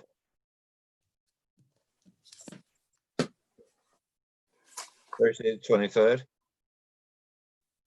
Okay, is everyone on free for the 23rd? Yeah, we'll just have to see whether the council diary is free. I don't know if one of your officers, Chairman, is aware of what the council diary says. Sadie, do you have a copy of the council diary with you? We have a scrutiny meeting the previous night, but otherwise, yeah, it's fine. Okay, so we're free for the 23rd. Okay. Sorry, on the 21st we have scrutiny, but yeah, 23rd is free. Yeah, I was going to say I've got PC on the 22nd. Yeah.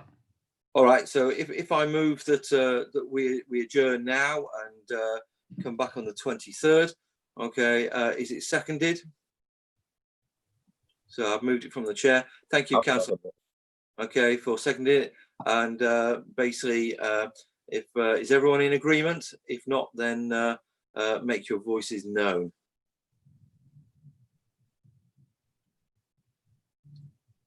Okay, thank you very much. What we'll do is we'll adjourn the meeting to the 23rd of July, okay, where we will pick up from page 45.